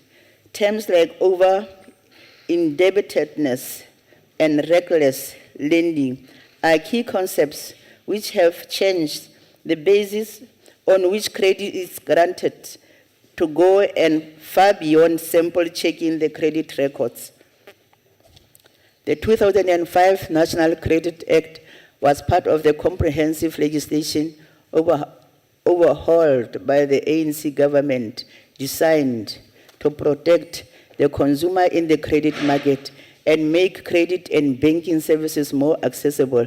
The act was introduced, and I quote, to promote and advance the social and economic welfare of South Africans, to promote a fair, transparent, competitive, sustainable, responsible, efficient, effective, and accessible credit market and industry, and to protect consumer.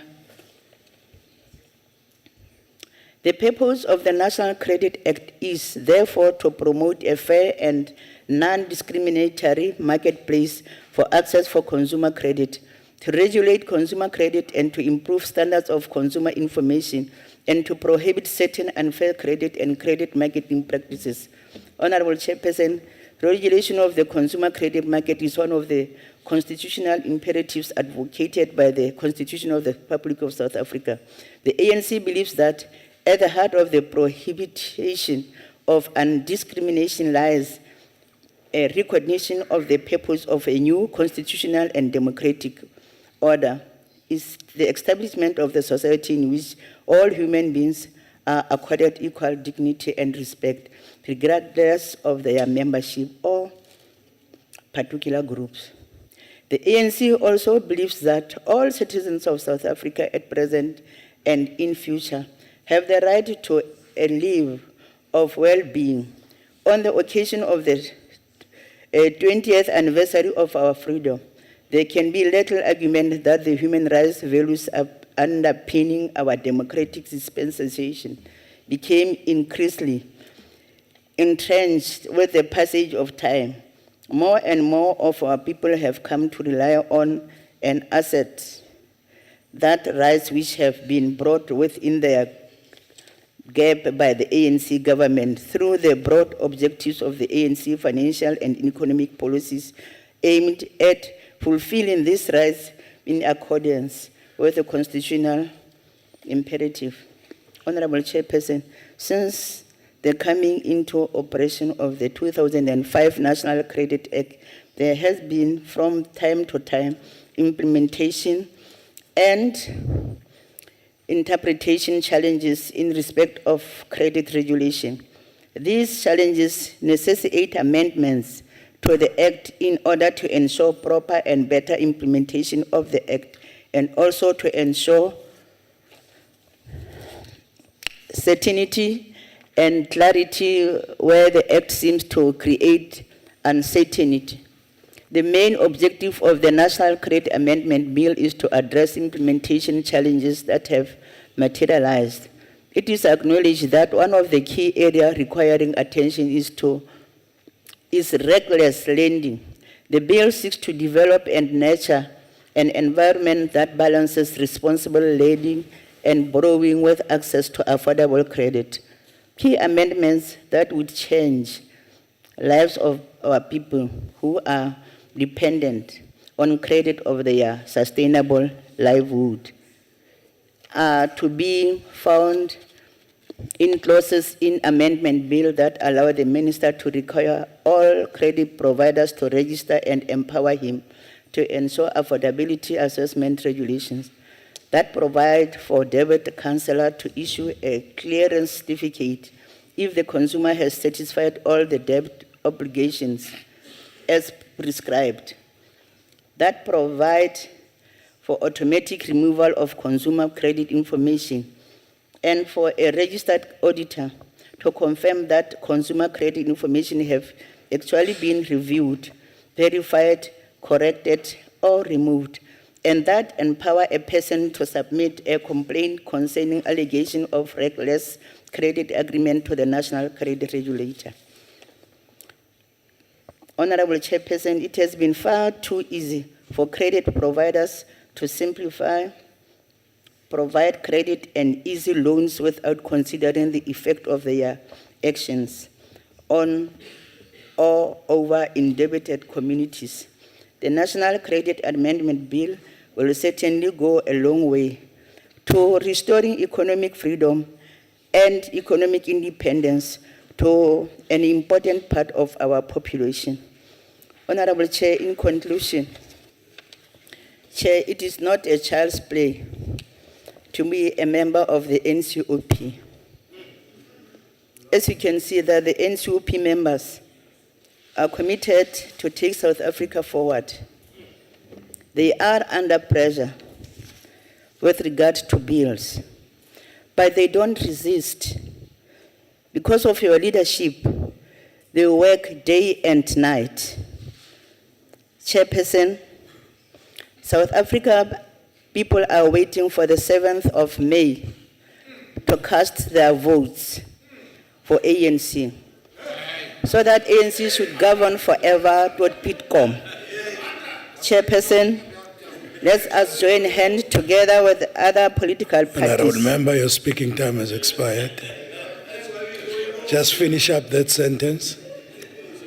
That ons allemaal vat Zuid-Afrika vorentoe.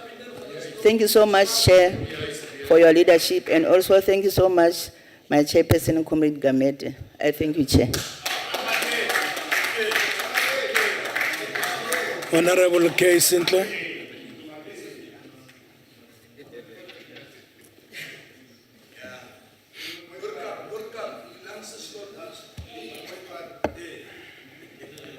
Honorable Chairperson and Honorable Minister, it's appropriate that we debate this specific amendment bill whilst we're celebrating 20 years of democracy.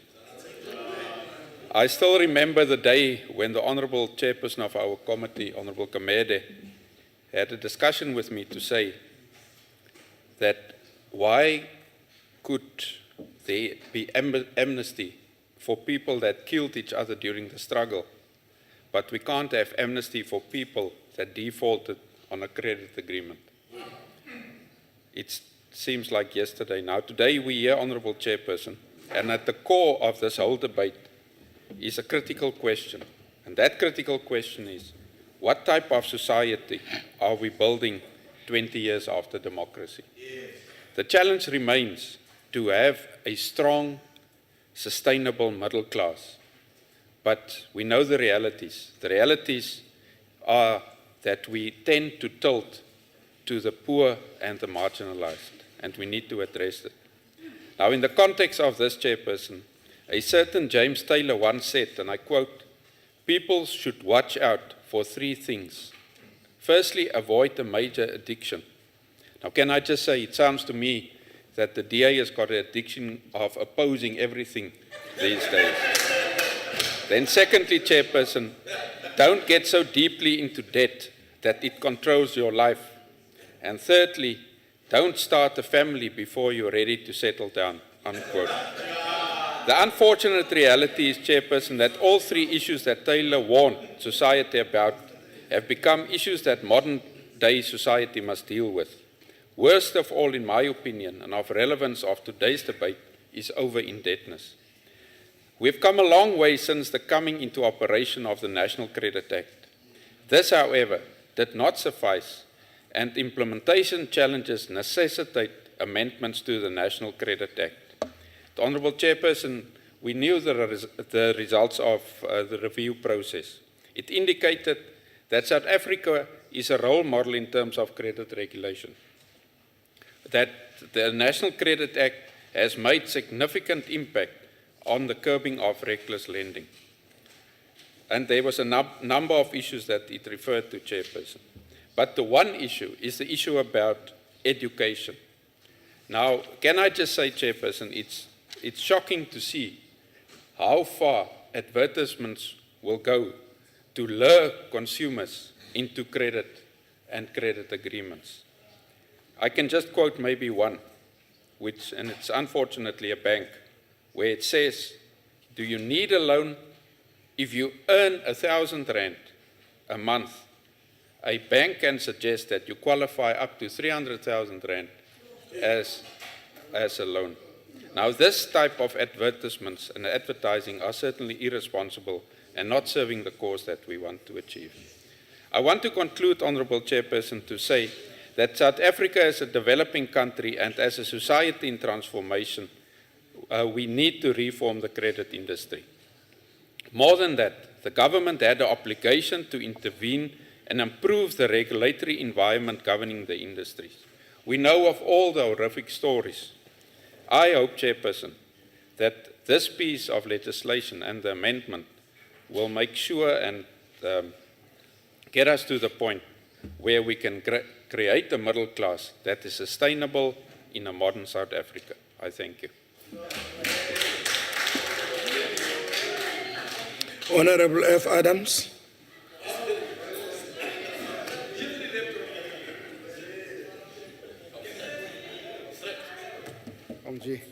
Honourable Chairperson, Honourable Minister Davies, Honourable members, comrades, it is necessary in debating this bill that we consciously understand the political grounding of the amendment bill, its history and the direction in which it seeks to take the financial sector of our country.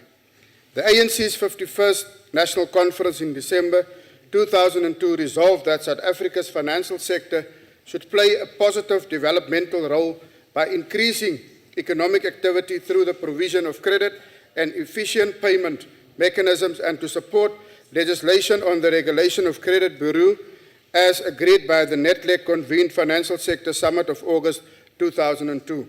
Chairperson, the organs of the Financial Sector Summit are to be found in the Red October campaign, a campaign formulated and driven by the South African Communist Party and endorsed by multiple stakeholders, including the African National Congress. Convened by NETLEC, the Financial Sector Summit objectives were to lay the basis for the transformation of the financial sector in favor of the poor, the building of collectivized forms of capital through structures such as cooperatives that represents the poor, influencing community reinvestment legislation, and the creation of a cooperative banking sector and other publicly owned financial institutions. The convening of an urgent sectoral summit on development, financing and banks, and directing investments to labor-intensive and socially desirable assets projects. The Financial Sector Summit agreement set out clear commitments from all stakeholders to transform and diversify the financial sector. One of the key recommendations arising from the Financial Sector Summit was the regulation of credit bureaus. It called for a regulatory framework to ensure that they provide unbiased information, are open to consumer complaints, and that there is no scope for discrimination. Chairperson, the National Credit Act of 2005 is a product of the Financial Sector Summit and campaign. I wonder which other party can boast about products and campaigns here in this House except the ANC. The Principal Act protects consumers in the credit market, making credit and banking services more accessible to the masses of our people. The Financial Sector Charter and its codes, which came into effect in 2004, also address the inequalities manifest in the country's financial sector. A positive and proactive response from the financial sector through the implementation of BBBEE seek to further unlock the financial sector's potential. Chairperson, the reality of this amendment bill seeks to address is a South African population consisting of predominantly of low-income earners who have no recourse to channels of credit granting other than microfinances. These microfinanciers have earned themselves a negative reputation for overpricing debt repayments and capitalizing on this vulnerable market. This has over time resulted in large numbers of consumers being heavily over-indebted and unable to service their monthly debt repayments. Chairperson, the National Credit Act was designed to achieve objectives to benefit and protect the consumer regulate consumer credit, and seek to ensure fair and non-discriminatory access to consumer credit and improve standards of consumer information. It also seeks to promote responsible granting of credit and provide for debt reorganization in cases of over-indebtedness. Importantly, it dealt with credit providers who provided credit recklessly and suspended agreements with consumers and render the credit providers' rights under the agreement not enforceable. In particular, the Act stamped predatory marketing practices by credit providers and prohibited a credit provider from harassing a consumer. Not like as we see now, the DA harassing our people, vote DA, otherwise your electricity will be cut. No, that's not how the ANC works.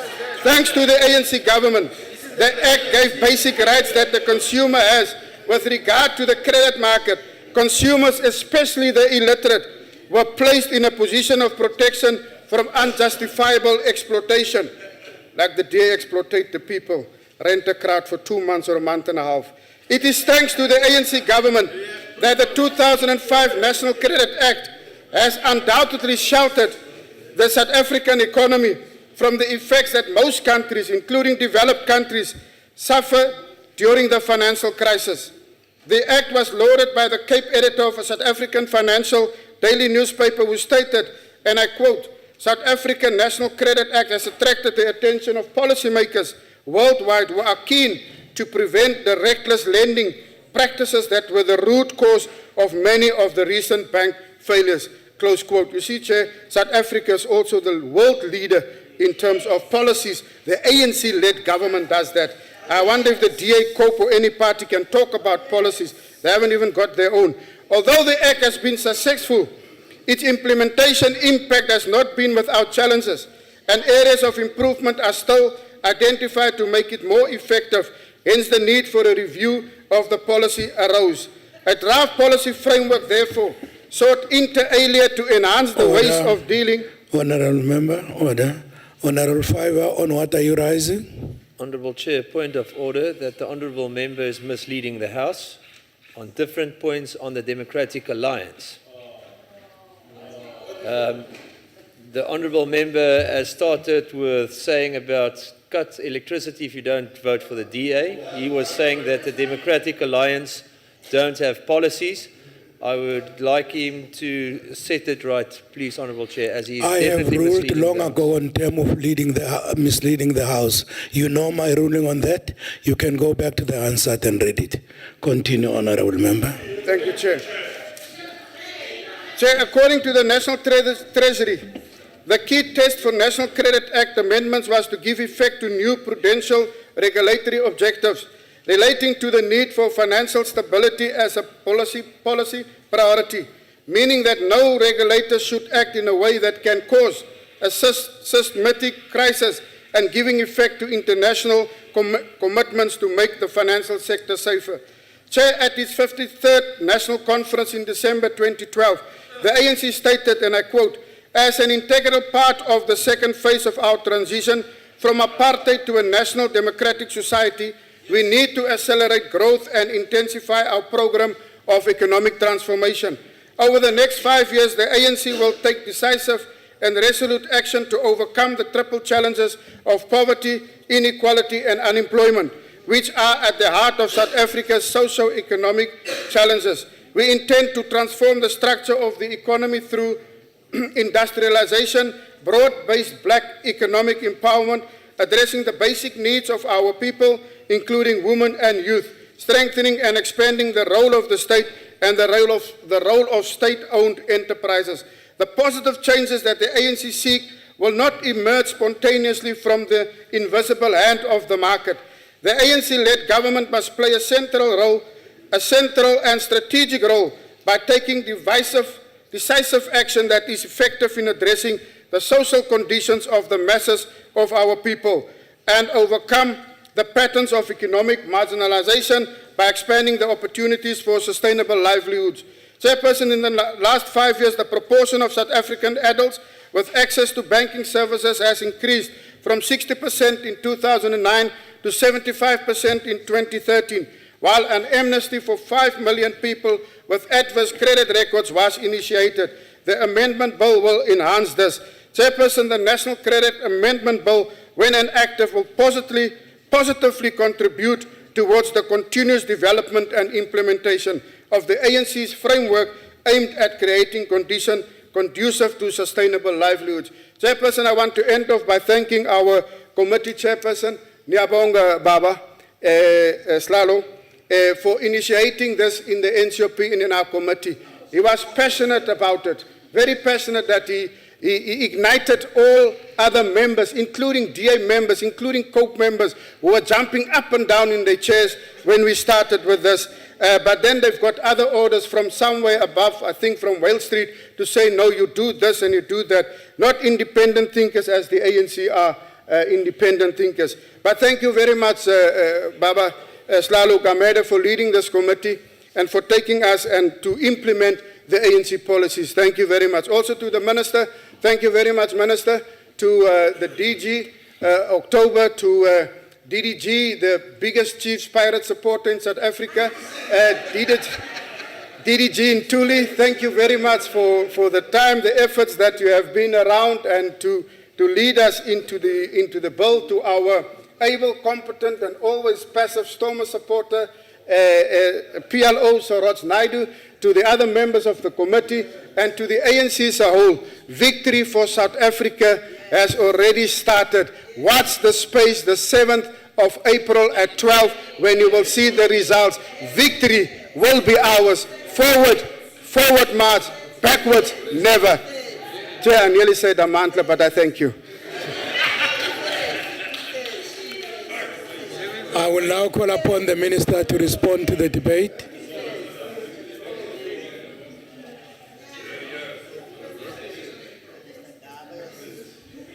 Thank you, Chairperson, and let me also thank all the speakers for the support which they've offered for this bill. I think that is a statement by everybody in this House that this is in fact an important piece of legislation, that both the Amendment Bill and the Principal Act are here to encourage responsible credit provision and to protect poor consumers against all kinds of unscrupulous practices.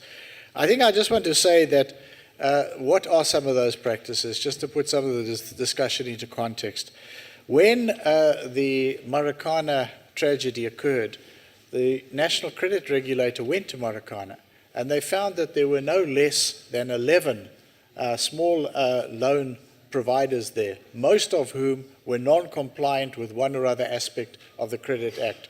Typically what was happening was that people there were just being offered all kinds of credit, very high rates of interest, and the credit provider did not have to take any risk because they went and got a garnishee order, so that when the wages were paid to the workers, the first slice, the top slice of that, was the garnishee order repaying to the credit provider. That's the sort of practice that we've seen in this country. I think we've all seen on the television advertisements aimed at gogos, happy gogos all getting their small loans, not seeing what the cost is going to be and what happens when they have to repay it.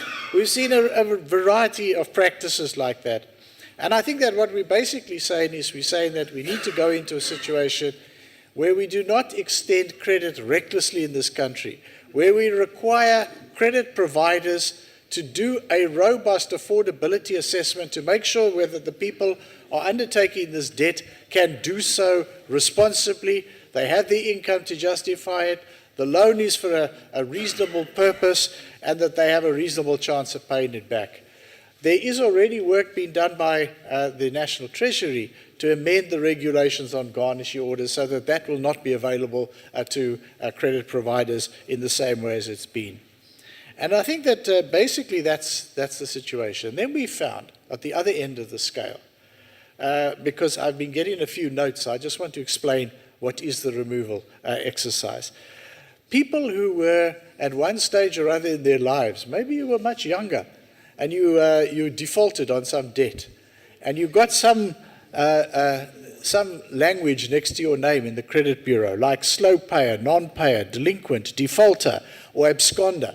you've got some language like that next to your name. Now, if you've got that next to your name, and there are 10 million people or so in this country who've got that next to their name, if that is what you've got, then what happens is that some credit provider will go to a credit bureau, which is a commercial company, will see that next to your name, they won't give you the credit. If you apply for a job, you'll probably find also that the employer won't want to give it to you. Now, how do you get that off your name? Not at the moment in any simple, easy, or cost-effective way. You've actually got to go to court. Pay all the money off, and then go to court and pay another packet of money to get your name off. That's what we are changing. We're changing that.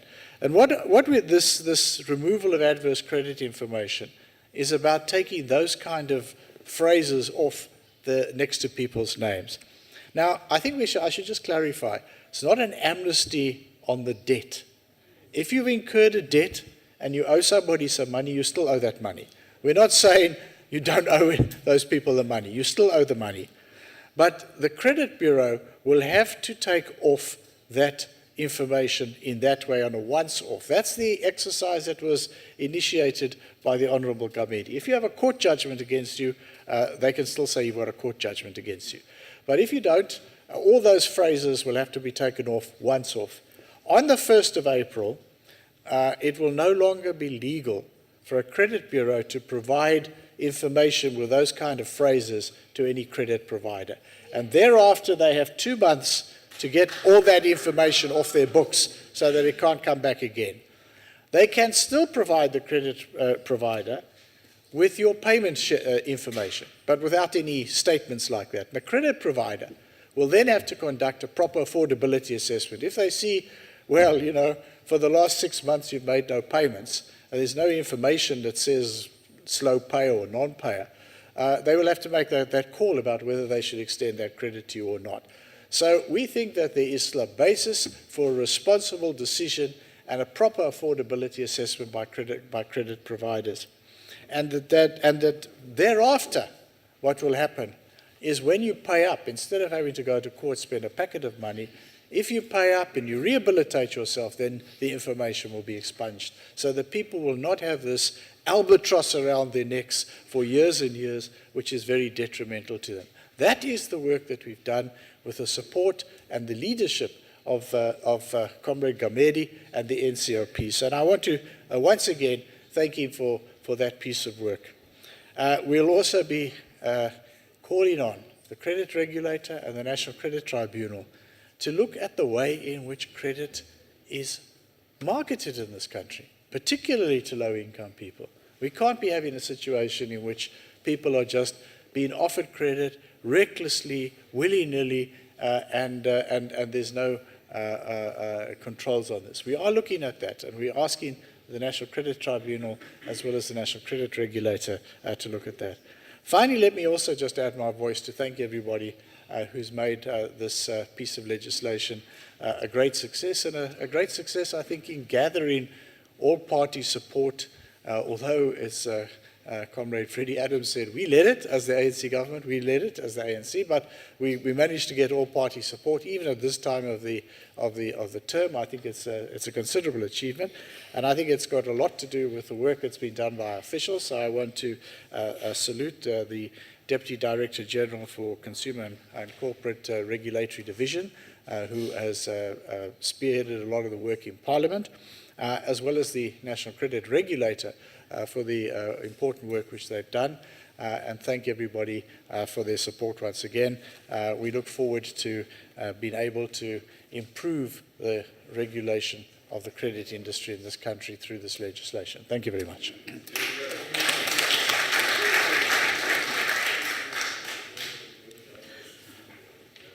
From the Chair, thank you, Mr. Gamedi. You've been a proactive MP. And thanks for that piece of legislation, like everybody has said. Thank you very much. Give him a big applause, please.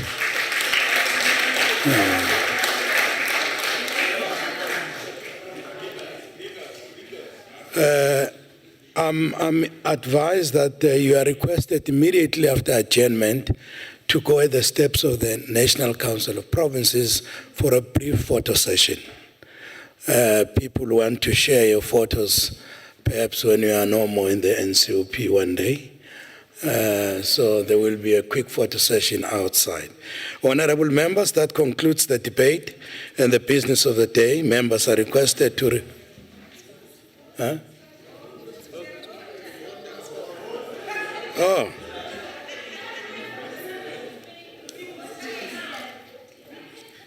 This one doesn't have.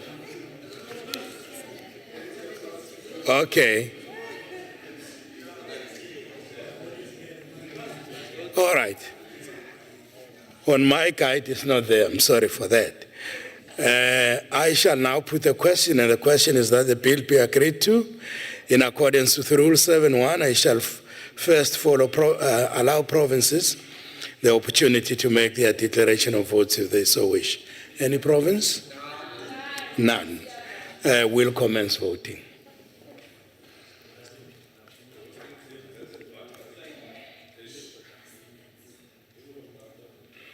Everybody voted? KZN? In favor. Voting closed. I'll ask for the results. All 9 provinces have voted in favor. I therefore declare the bill agreed to in terms of Section 65 of the Constitution. Have I dealt with all the orders before I make another mistake? Okay, thank you very much. That concludes the debate and the business of the day. Members are requested to remain standing until procession has left the House. The House is adjourned.